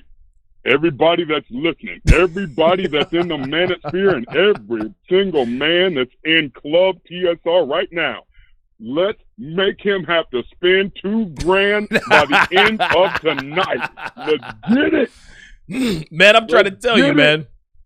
I'm trying to tell you. But see, it was amazing because I thought that, honestly, to be honest with you, Brandon, I thought that I was probably going to get maybe 100 to 200 people watching, right? The first episode, I maxed out at like 268, 270. All right, no big deal. The next episode, I maxed out at 660. That was the episode that put me over. Now I'm probably averaging in I've done 3 shows on Sharpstream, and I'm averaging between 350 and 400 viewers on my own independent platform, which is fucking amazing. It's unbelievable. I know people who have as many subscribers, if not more, who can't get 200 live viewers. To get an average of 400 to 500 live viewers on my show on an off platform, unbelievable, man. I'm happy to spend the extra money, man. I really am. Well, I'm gonna be honest. It's a testament to you being real. Even the little moment where you got up in the middle of your show to deal with the cat, us men here listening, we appreciate that shit because you're not putting on anything. Right. You're not fake. Right. And we recognize, we're like, hold up, he's really doing what we would do in the middle of work. Well, like if someone's annoying us, we'd be like, shut up. Yes. In the middle of work, you're doing what men would do. And we're like, that motherfucker is real. That motherfucker is spitting the truth. That motherfucker is about what he says. If he says, I'm doing this, guaranteed is the moment the sun comes up, he's done this. That's what I'm doing. This. You ain't got to worry about it. That's one thing that we respect that. Well, I appreciate that, man. The reason why I'm so transparent is because I'm giving. I don't call myself a life coach or giving life advice, but the kind of things I talk about, it changes people's lives, right? And I feel like it's my responsibility. See, and you have to be able to trust the person that you're getting your information from. A dating coach who doesn't have receipts, like Alpha Male Strategies, he has receipts. That's why you know that he knows what the fuck he's talking about. But there are so many dating coaches and red pill gurus that don't show their faces. And don't get me wrong, I completely understand why a lot of them don't show their faces. But those guys are more the MGTOW guys, right? With the exception, of course, of Coach Greg Adams. Coach Greg Adams is front and center. He like his brand of MGTOW, A1 100%. But when you're taking advice, when you're taking your cues from someone who is living the kind of life that you want to live, you really want to know they're living that kind of life. So the first time, I remember before I showed my face, people used to accuse me all the time. Donovan's fake. He's a fraud. His girl this. Okay, so on September 4th, 2017, I decided to show my face for the very first time, and it's been uphill ever since. That's why I show pictures of my girl to show you, and pictures of me with other girls to show you that yes, I got my woman in line. Yes, I require her to do certain things. So that's why I'm so transparent, so that people can trust me. You should never trust someone that you don't see. They give good advice, but listen, if you can't see them, if they're not showing receipts, you have to really question where they're coming from. I'll give you the last word, Brennan. And you also said it earlier today too, right? Don't go dealing with someone whose ass you can kick there their you ass. go. If you walk into a jiu-jitsu gym and you can kick your instructor's ass, you're in the wrong gym. You know it, right? You know it. So I want you to have a good weekend. Sit back, enjoy the Super Bowl. Yes, sir. Right? Who you got? Who you got? And real quick, the relationship we got, it's funny because it didn't start out that way, by the way, if you don't remember. Oh. If you don't remember, I called in during your football weekend show. Oh. You hung up on me and said no voice changers allowed. Wow. Are you serious? Yep. Wow, I do not remember that. I remember everything. I do not remember that. Holy shit. Well, they do say that you sound like the final boss. It was a 4 panels, and as soon as I said hello, you were like, this guy sounds like he's gonna rob a bank, right? And then when I said something again, all the guys on the panel was like, he's got a voice changer on. And you're like, sir, caller, real voices, no voice changer, and hung right up. Yeah. Well, listen, you have a very distinctive voice. Yeah, you have a very distinctive voice and a very distinctive number, so I always know it's you, man. I appreciate that. Hey, man, I appreciate you. Have a good weekend. Keep that manosphere strong. Yes, sir. Everybody, like, comment, subscribe, and by Wednesday, you'll have the text message alert up. Absolutely. Big Brandon with the call and the endorsement. Donovan is going around it. Appreciate it. And I know Brandon is going to be on that. Brandon is definitely going to be on the text notifications. Yeah, listen, it is so funny. And I actually just had my 5 o'clock consultation guy tell me that he's not going to be able to make the consultation. So I'll stay on for a few more minutes. Maybe I'll take a few more calls. But yeah, like I know that even if you hit the bell, I know that YouTube doesn't notify everyone that it's supposed to notify. And so I think that by getting that text messaging service, shout out to Sharp Assist in the chat. Yes, SharpStream is now live. Bookmark sharpstream.com. It is now its own independent website. It's not just an idea. It is actually a website, and I'm going to be uploading and I'm going to be uploading content like uploading content. I'm going to try to fill that bad boy up. I'm going to have all the latest episodes on there. I'm going to have stuff on SharpStream that I don't have on YouTube. For obvious reasons. But yeah, listen, starting Wednesday, it might even be sooner than that, guys. Starting Wednesday, possibly sooner, maybe even Monday, I'm going to have a service that you can sign up for where you can get text notifications from me. And I'm not going to be the guy in area code 302. I see you in the queue. I'm going to get to you in a second. I'm not going to be the guy who's going to be blowing you up every hour on the hour. No. That's your phone number, man. Like, that is a direct connection to you. I take people's time and privacy very, very seriously. When I send you a text message, it's not going to be on some bullshit. It's going to be like, hey guys, I'm going live at this time. Hey guys, I'm live. Hey guys, I just dropped a new book. Hey guys, I just dropped a new I just came out with a new course. And oh, by the way, I'm working on a course right now. Centered around text game. So I am very much looking forward to releasing that. That's going to be here within the next month or so.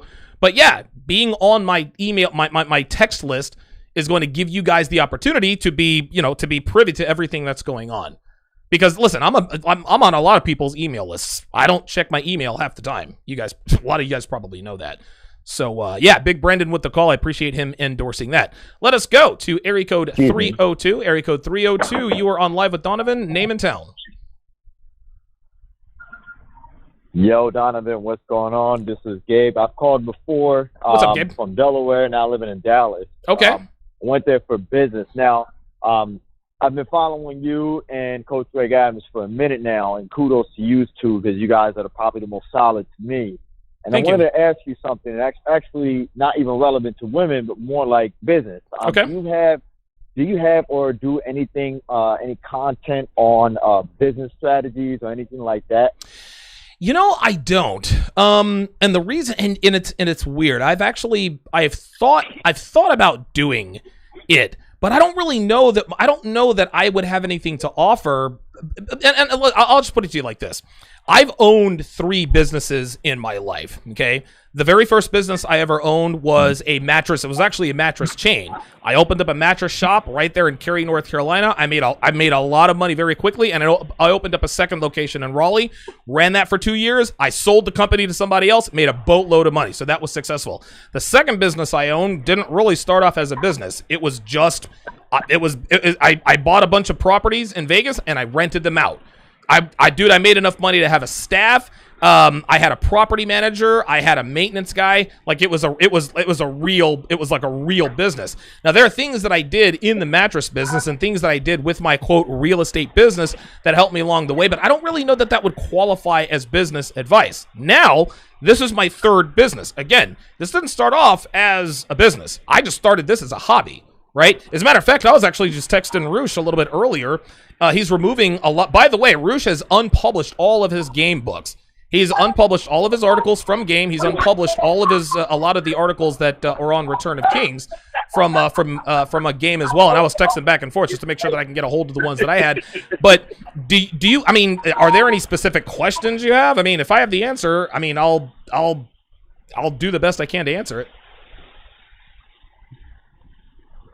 First of all, thank you for sharing the stories with us on you being in business. I'm a brand new business owner, first time ever. You know, I got tired of working for other people and all that. And right. You know, obviously starting is probably one of the hardest things to do. You know, considering you're single and you're doing this completely on your own, right, and all that with whatever you're working with and all that. And of course, I want to get as much content, as much let's say, not necessarily advice, but more like the encouraging just from other people where they come from business standpoint. Okay. So, hang on. I'm actually looking for. Give me 1 second. I'm actually looking for some notes. Okay, just give me one. I'm actually looking for notes on starting a business, because this is the thing, is that a lot of people don't. They want to be able to start businesses, and they say, I don't want to work for somebody else. But the fact of the matter is, man, is that owning your own business, it's really it's very, very difficult. Listen, there are a lot more advantages than disadvantages to owning your own business, but I think that there are a lot of things that people have to understand. So I'll tell you a few quick stories, and hopefully maybe this will point you in the right direction. Let me ask you this question first. Do you own a business now? Are you working for yourself now or not? I do. Okay. I do. Okay. Very good. Okay. And what was the question that you had for me?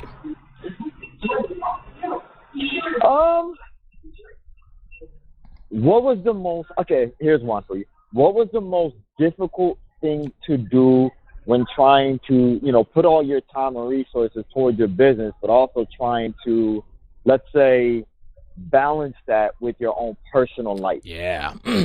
The hardest lesson I ever had to learn was that if you own your own business, especially in the beginning, there's no such thing as a balanced life. No such thing as a balanced life. For the first, I would say, 8 to 9 months, I was working 12 hours a day, 7 days a week in my own mattress shop. I sold all my mattresses and I delivered them all. Dude, I almost ran myself into the ground. The reason why I was so hands-on is because I wanted to protect my investment. I didn't trust anybody else. Because, dude, you hire a delivery guy, he makes off with a $3,000 mattress, then you're screwed, right? Or they do something, like you have to make sure they're licensed and bonded. So I was extremely hands-on.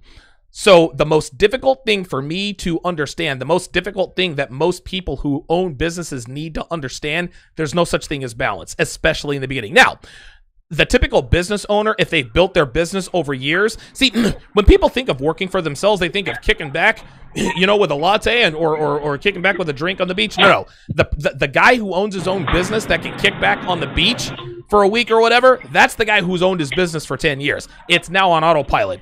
In the beginning, he had to put copious amounts of time into that business. So how do you balance your personal life with your business life? There is no balance. If you want your business to be successful, you need to understand for about the first year and a half, possibly even longer, you need to put your personal life on hold. I greatly appreciate that. Because now I don't feel bad being a workaholic now. There you go. No, listen, be a workaholic. And how old are you? You sound like a young guy. I'm actually 34. Dude, yes. Listen, you are still very, very young. Now, I'm 42, right? And I work my ass off, but I don't plan on working my ass off until I'm 50, right? I'm putting in the hours now so I can have that free time later. I'm trying to make generational wealth here, right? But I understand now, in order to have time later, I got to sacrifice time now. So very, very good. Listen, very, very good question. That was one of the most difficult things that I had to figure out. Shout out to Cameron Barton. Black Man Travel with the $2 super chat says says, black women are the only reason I watch track and field. Bruh, who you telling? Bruh, Allison Felix back in the day, Gwen Torrance, Gail Devers. Dude, Florence Griffith Joyner, Flojo. Oh my God, yo. Oh my God. Dude, best butt. Dude, the best butt. Now, I'm not into that muscly kind of stuff, but dude, black women who are track and field stars, their bodies are out of this world. They're out of this world. Out of this world. Good quote there. Grovelite with the $5 super set says, Donovan, you and me, man, we got a collab on the Tyler Perry Temptations movie. You already got the notes. I've watched it 5 times. Holy smokes. Oh. Dude, she's been right here at the door. I don't know what the hell's going on. Somebody in the chat said that she probably just wants some attention, so it looks like she finally shut the hell up. Yeah, hey, leave that open. Leave that open. Yeah, I need to. It's hot in here. All right, so Devin finally got home, and now she's taking care of the cat. Let us go back to the phone lines and go to area code 678. Area code 678. Name and town. 678. 678 going once, going twice, and we're gone. Area code 718. You're on live with Donovan. Andy, you go ahead. Hey, what's up, Donovan? What's up, man? Can you hear me? I can hear you. Hey, this is Marty. Okay. Hey, Marty, how you doing? Marty. What's up? We spoke before. I'm from Brooklyn, photographer. Oh, okay. Right now I'm reporting boots on the ground, Dominican Republic. Okay. I had a question this time. Okay. Now, in your opinion, being as though the Kobe debacle in terms of certain women being very salty, Lowry's, and listen, I appreciate you keeping it YouTube friendly for me. Yes. Now, being as though the day of reckoning is here, and we see the effects start to ripple, guys much like yourself, me, who have moved on from certain type of females, what do you think are the repercussions? Because there's always a cause and effect there. Sure. Once you see men of, whether they're dating other races or traveling out, this is happening in masses. This is happening in droves. What do you see? Because, I mean, when the guy's not even in the ground yet, and they're already trying to destroy this guy. Right. So, you know, I thought that was a little bit weird, but I also see it as there's a lot of lonely women wanting to be with the Kobe, whether he's in his prime or whether he's out of his prime. So what do you see happening to guys like me and you because of this and what's going on? I think that, and it's funny because there's actually somebody on that responded. Oh, and by the way, I'm in Facebook jail, guys. I got put in Facebook jail because of a post that I put about Fran Drescher. Fran Drescher is a 62-year-old actress who said that having a friends with benefits keeps her young, and I'm like, dude, this bitch has an AARP card, and she's still a thought. Facebook put me in jail for that. Whatever, I don't care. But yeah, one of my guys on Facebook was like, "Yo, the day of reckoning for these kinds of females is coming." And to that, I said, "No, the day of reckoning has already come and gone. Like, we are in a period of reckoning. Right. This is why these females are reacting this way." People all over, man, these women are going to pay for what they say. No. They're already paying for this. This is why they're acting like this, right? So, and again, people say, oh, what you do comes back to you. No, it's already happened to them. This is why they're acting this way. Yeah. As far as guys like you and me are concerned, I think that, and I actually talked about this a little bit earlier, I'm not the kind, like, I don't, I like femininity. I like femininity. I like beauty. I like deference. I like attractive women. Doesn't really matter what their skin tone is, whether it's black, white, Asian, Latina, whatever the case may be. So as far as guys like you and me are concerned, we're never going to, like, you and I wouldn't be caught dead with a woman who would openly celebrate a man who was tragically killed and probably burned to death, him and his daughter burned to death, openly celebrating that, right? And well, how would you know that, Donovan? Dude, honestly, again, if you've got red pill awareness, you can just tell the kind of people that would celebrate that. So as far as guys like you or me are concerned, we are never interested in those people anyway. So I think you and I, we stay status quo. Right. But do you think there's any type of legislation?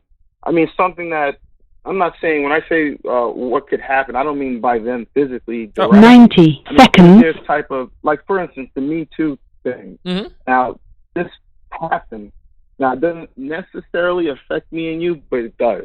Okay. Because of the situation. Sure. So, is there anything like that headed our way in your opinion? No. Because And we by don't deal with certain type of women. Right. Hang on 1 second, caller. I have to address this. You guys are going to hear the voice say 90 seconds, 60 seconds, 30 seconds. Don't worry. If you're in the queue, you will be left in the queue. Even when the timer runs out, it's not going to hang up on you. So you guys have 60 seconds to get in the queue if you want to get on the show.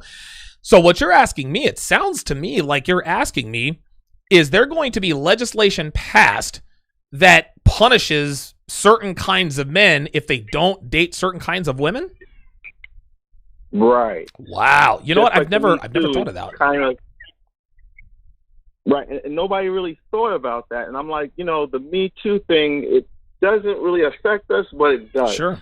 No, I get it. So I think that I don't think I don't think there's going to be laws passed like that because you can't pass laws that dictate what somebody can or can't choose.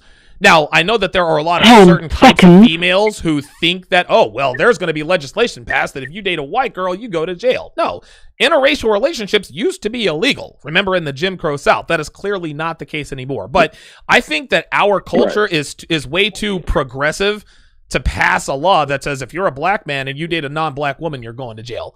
I don't think that's ever going to happen. I know that there are some black women who would love for that to happen, and I know some black women who think that they know what's going to happen. No, they know that's never, ever going to happen, because if it really were in the works, they wouldn't be openly celebrating the death of Kobe Bryant. They would know that our day of retribution would be coming. Right.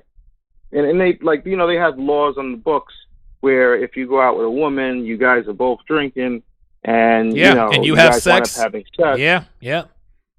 Yeah.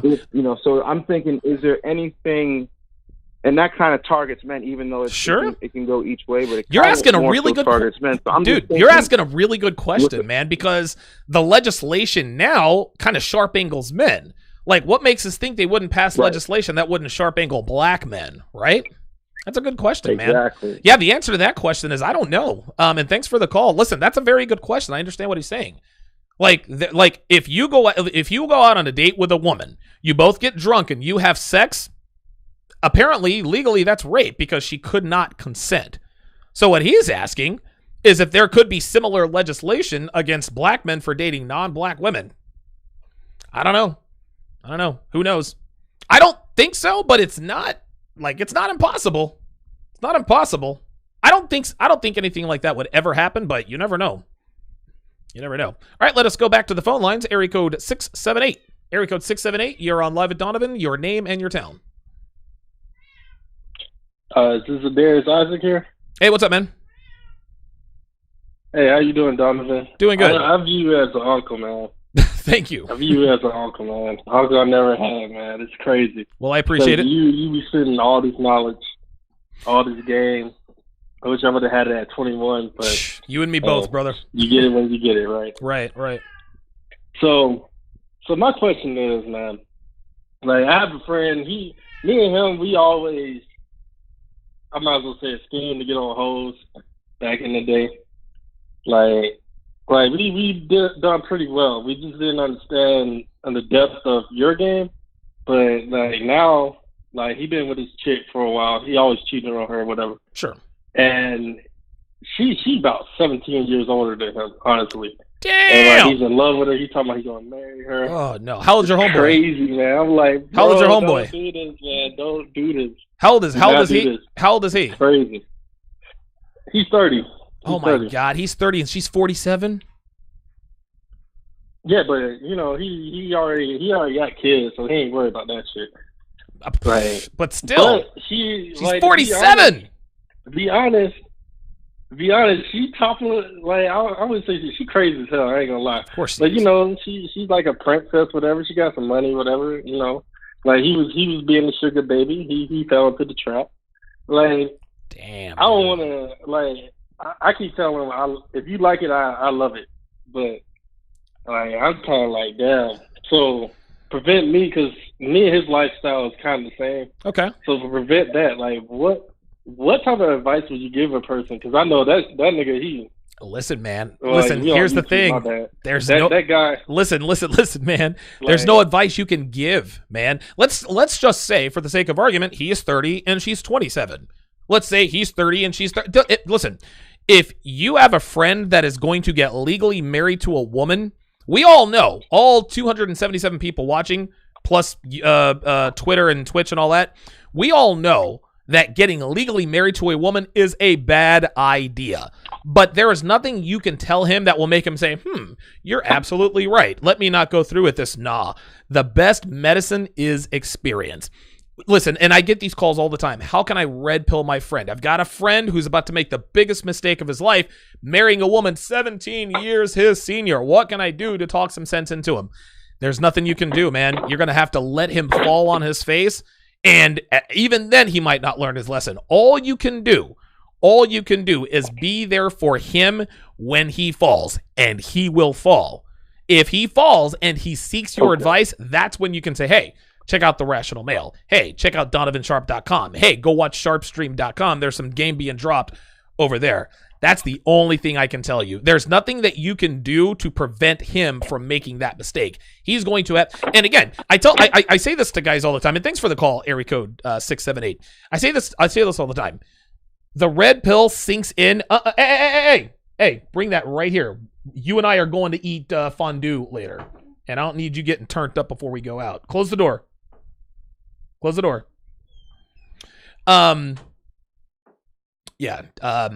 Devin went and got a nice bottle of vodka, and she came in here and shook it at me like, oh no. You gotta buy me dinner tonight. I don't need you getting turned up before we go out. But the red pill only sinks in to men who seek it out. I don't know of a single person who has ever witnessed to about the red pill. Hey, let me tell you about the red pill. And then all of a sudden they're red pilled. No. Men are red pilled by life, man. They're red pilled because they look for advice.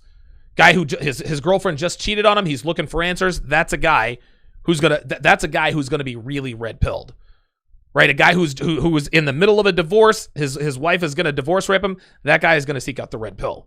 No man ever takes the red pill when it is actively given to him. He's got to hurt. Listen, it's called hurt and rescue. It's a sales strategy. You put the customer in a situation that hurts them and then rescue them with your product. That's how this goes. All right, 3 more calls. We got area code 310-404 and 270. Let us go to area code 310. 310 on Live at Donovan. What is your name and your town? Hey, Donovan. Good afternoon here in LA.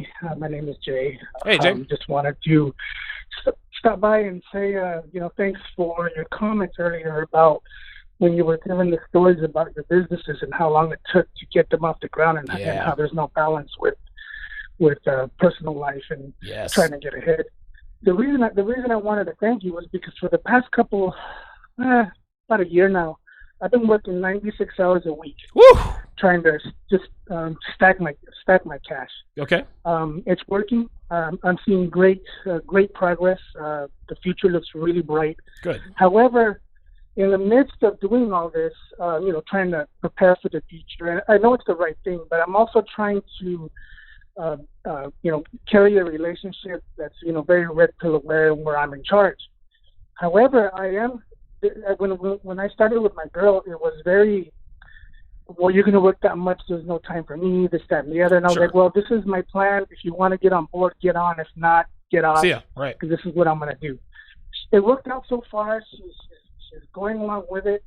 A few minutes ago, I heard you tell Devin about, don't get sauced up because we're going to go out. Yeah, right. And it's moments like that. It's moments like that when I ask myself, should I continue with what I'm doing, or should I take the time out? Because I only got 8 hours to rest before I start my next shift, because I work 2 doubles every day, 7 days a week. But I want to squeeze in some time in there so this girl doesn't leave. So when you do what you do with Devin, like what I just witnessed, it's like maybe I should do that too and say, hey, tonight we're going to break the routine. We're going to go get, whatever. Right. And then but sacrifice my rest to continue with my plan. But I know I'm doing the right thing, but sometimes it's just I don't want to be alone when I'm older. You know, that's why I know I have to kind of nourish relationships now, just like I need to nourish my future by working so hard so I have the time later. But let me tell you something. Between us men here, I'm with you. Whether I'm doing the right thing or not. No, I'm with you. There's a saying, and I can't take credit for this because I think it's an internet meme, but it's 100% true. A man will lose money chasing women, but a man who chases money never loses women. Okay? How old are you? 46. You're 46, right? So you and I are about the same age, right? We're on the back nine. Honestly, my life is probably half over, maybe even a little more than that, maybe a little less. I don't know. But we're not young spring chickens anymore. You're trying to work your ass off to make sure that you have a good, solid future. I totally get it. That's why I'm so serious about it, because time is running out. Right. Here's the good news, okay? The answer to your question, you should never do anything because you're afraid you're going to lose a woman, right? You know what I mean? If you're doing stuff out of fear of losing her, this means you don't have the abundance mentality. Dude, listen, if you work like this, you're 46. If you work like this and then you're living a great life at 50, trust me, Jay in LA, you are going to get the attention of young. Listen, I have a consultation client right now. The guy is 52, 53 years old.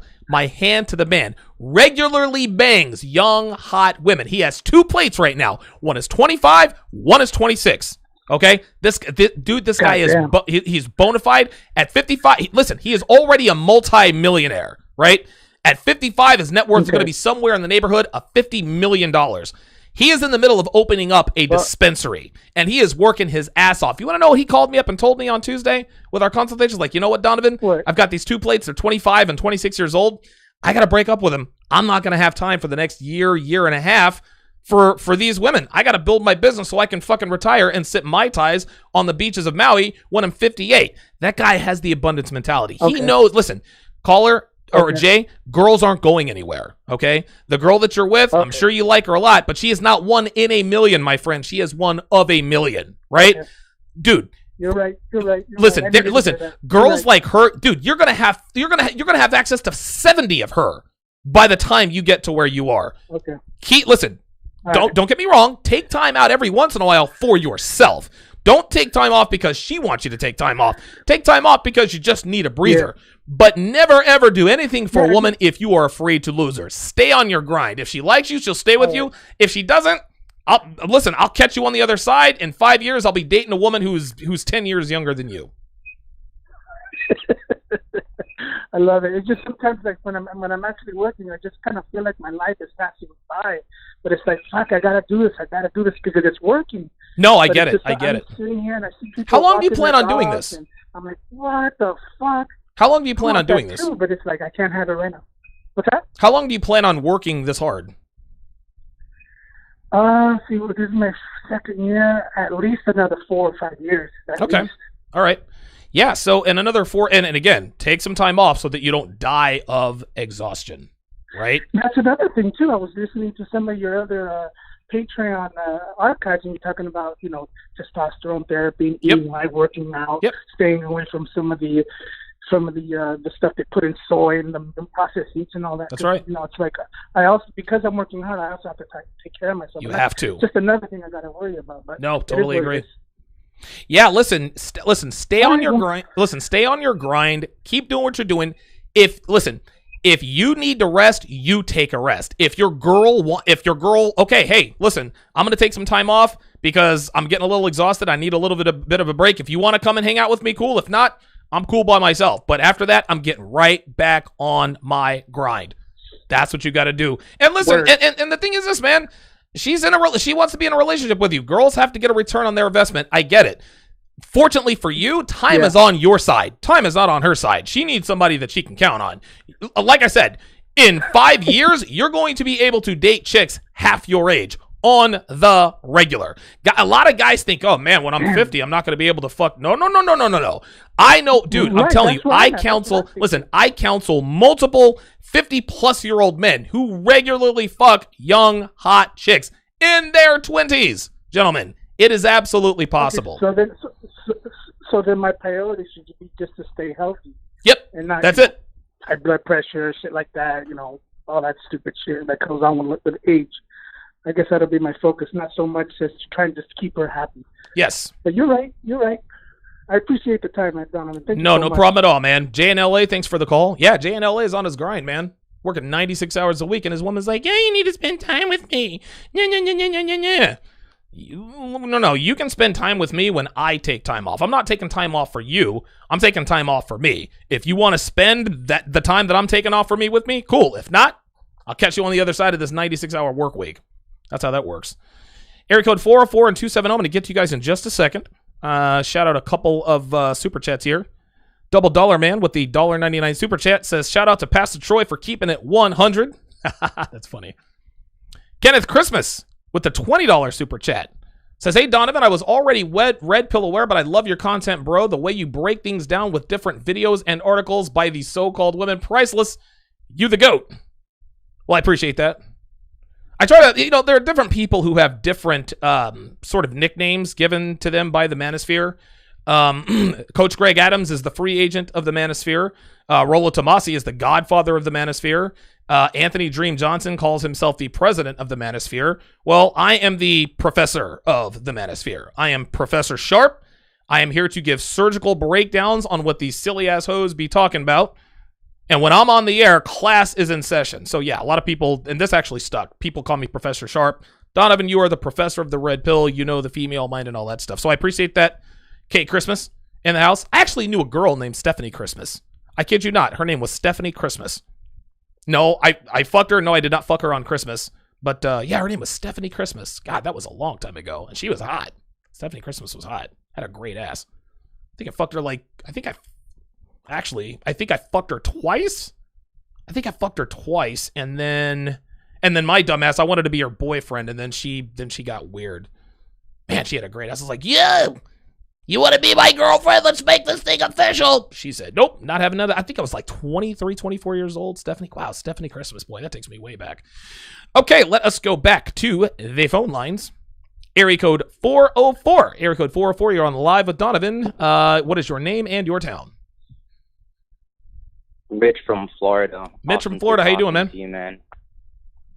Yeah, man. I've just recently started watching your content maybe like 2-3 months ago, and it's really insane how on point you are. It's almost scary, to be honest.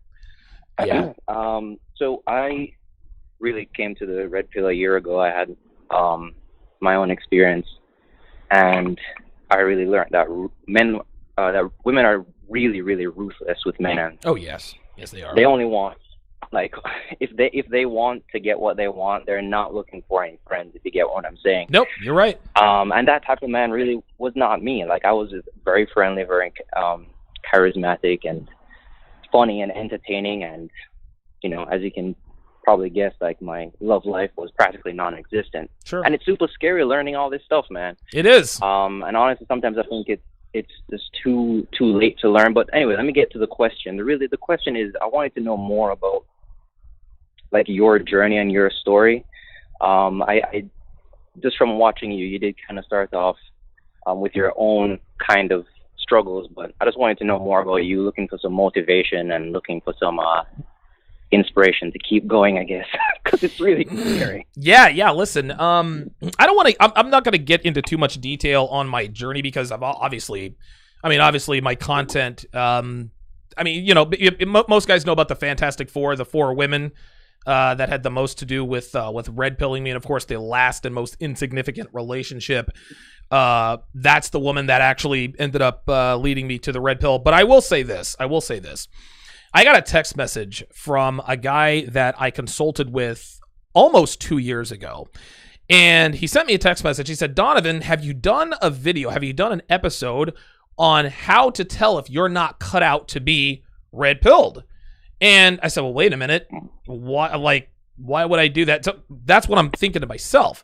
And so I asked him, I said, okay, well, why do you think that you are not red pilled? And pardon me. And he says, well, listen, man, I've been struggling to stay healthy. I've been struggling to cut porn out of my life. He said, listen, Donovan, you told me what I needed to do almost 2 years ago, but I haven't made any progress. He said, I don't know if it's because I'm older. I don't know if I can't find that drive or that fire. You know, maybe it was in my 20s. Maybe I'm just frustrated that I'm not getting laid and that I still live with my parents. And what I had to do, caller,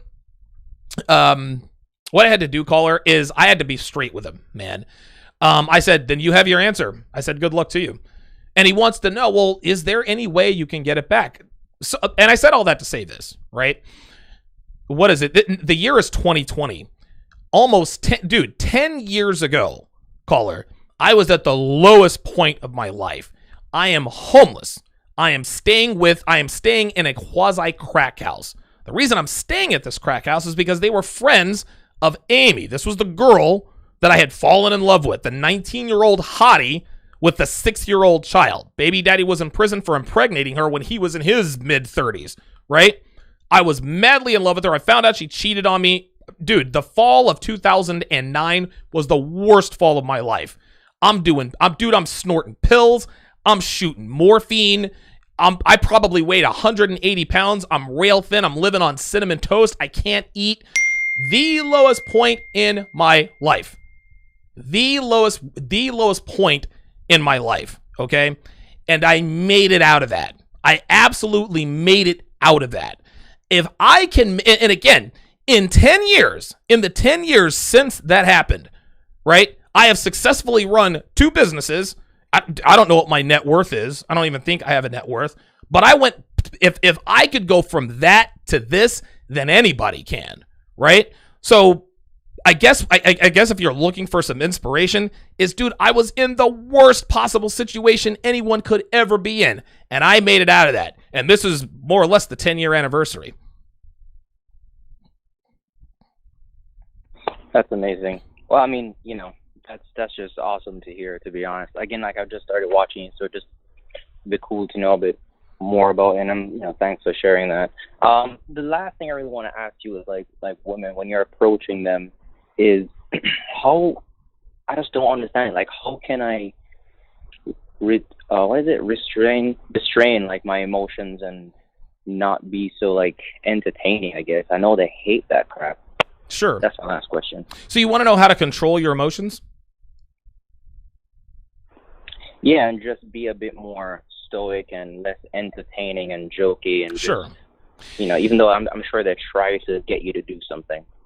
Yeah, it takes practice, but I would caution you against trying to be. See, here's the thing. I've never been a stoic person, right? Like, I've never been the strong, silent type. No, I'm a social person. I talk to people, I touch people. But I've had crazy, stupid success with women being like that. So I think what you're looking for, if you feel like you need to be more stoic, you're going to have to put yourself in those situations.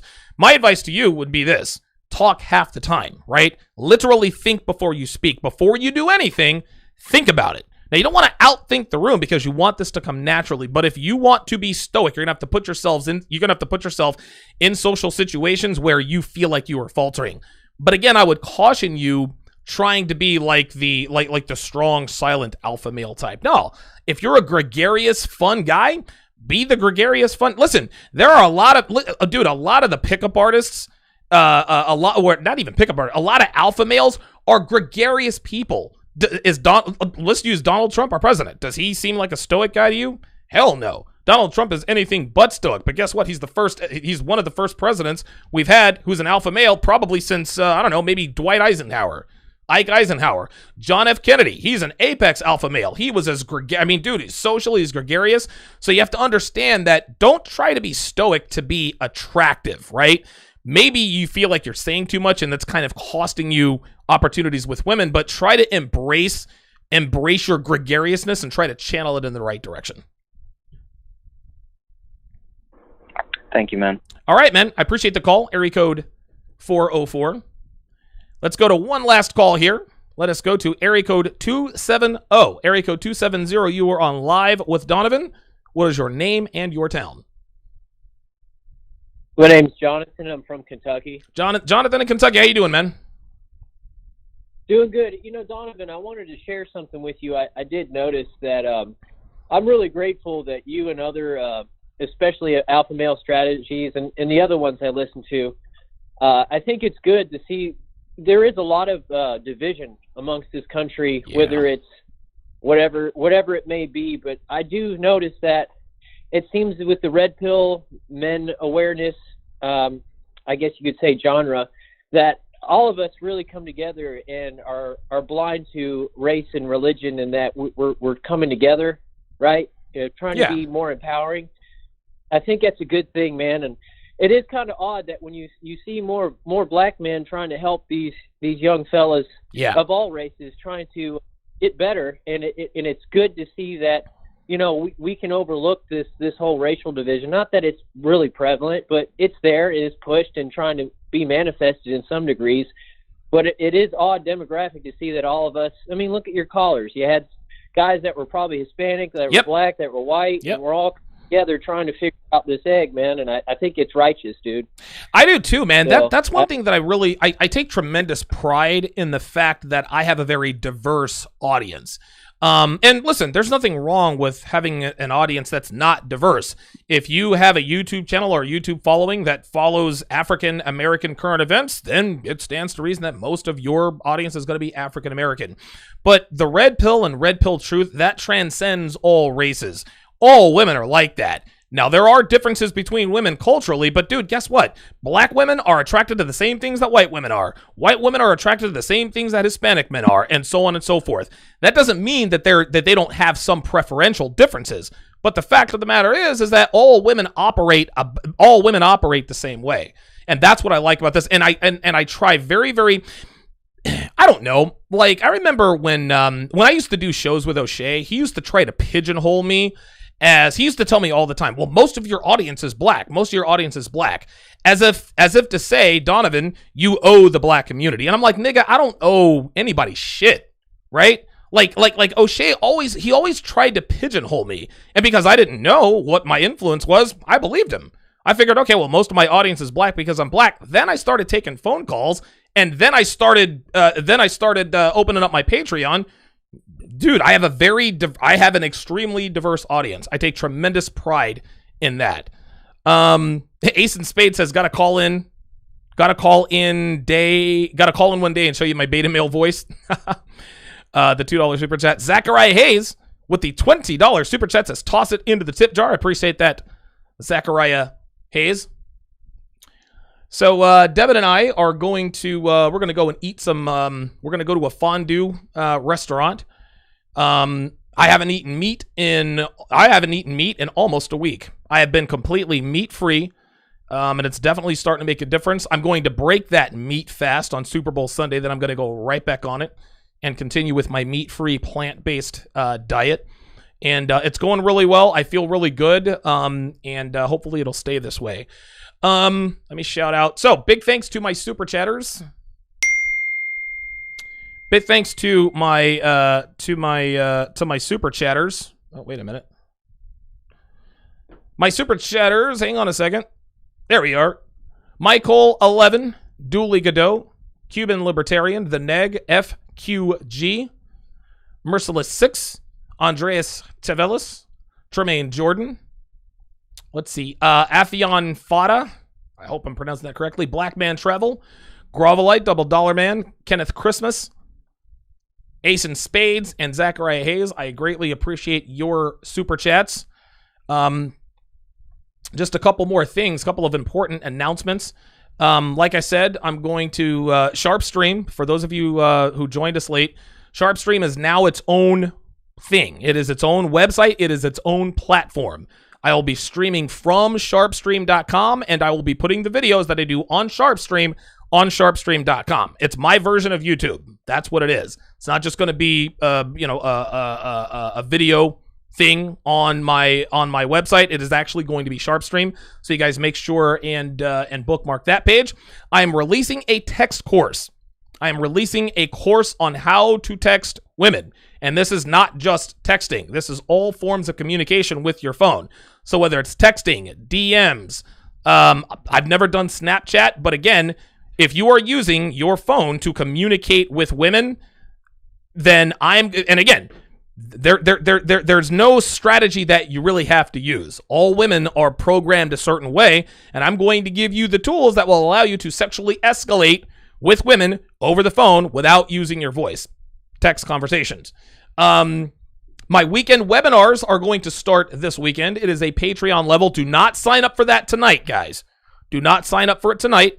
Sign up for it tomorrow. Tomorrow is the first. I don't want you to get charged today and then get charged again tomorrow. The weekly webinars every Sunday from 2 to 3 p.m. Eastern. Every Sunday from 2 to 3 p.m. Eastern, I'm going to hold a Q&A style webinar. Okay? This is going to be me video chatting with however many people are going to be there. And this is a good alternative to paying me $330 an hour for a consultation. So be sure to go check that out at patreon.com/Donovan Sharp. I am currently in Facebook jail, so I won't be on there for a while. That's really all I can think of. So thank you guys very much for tuning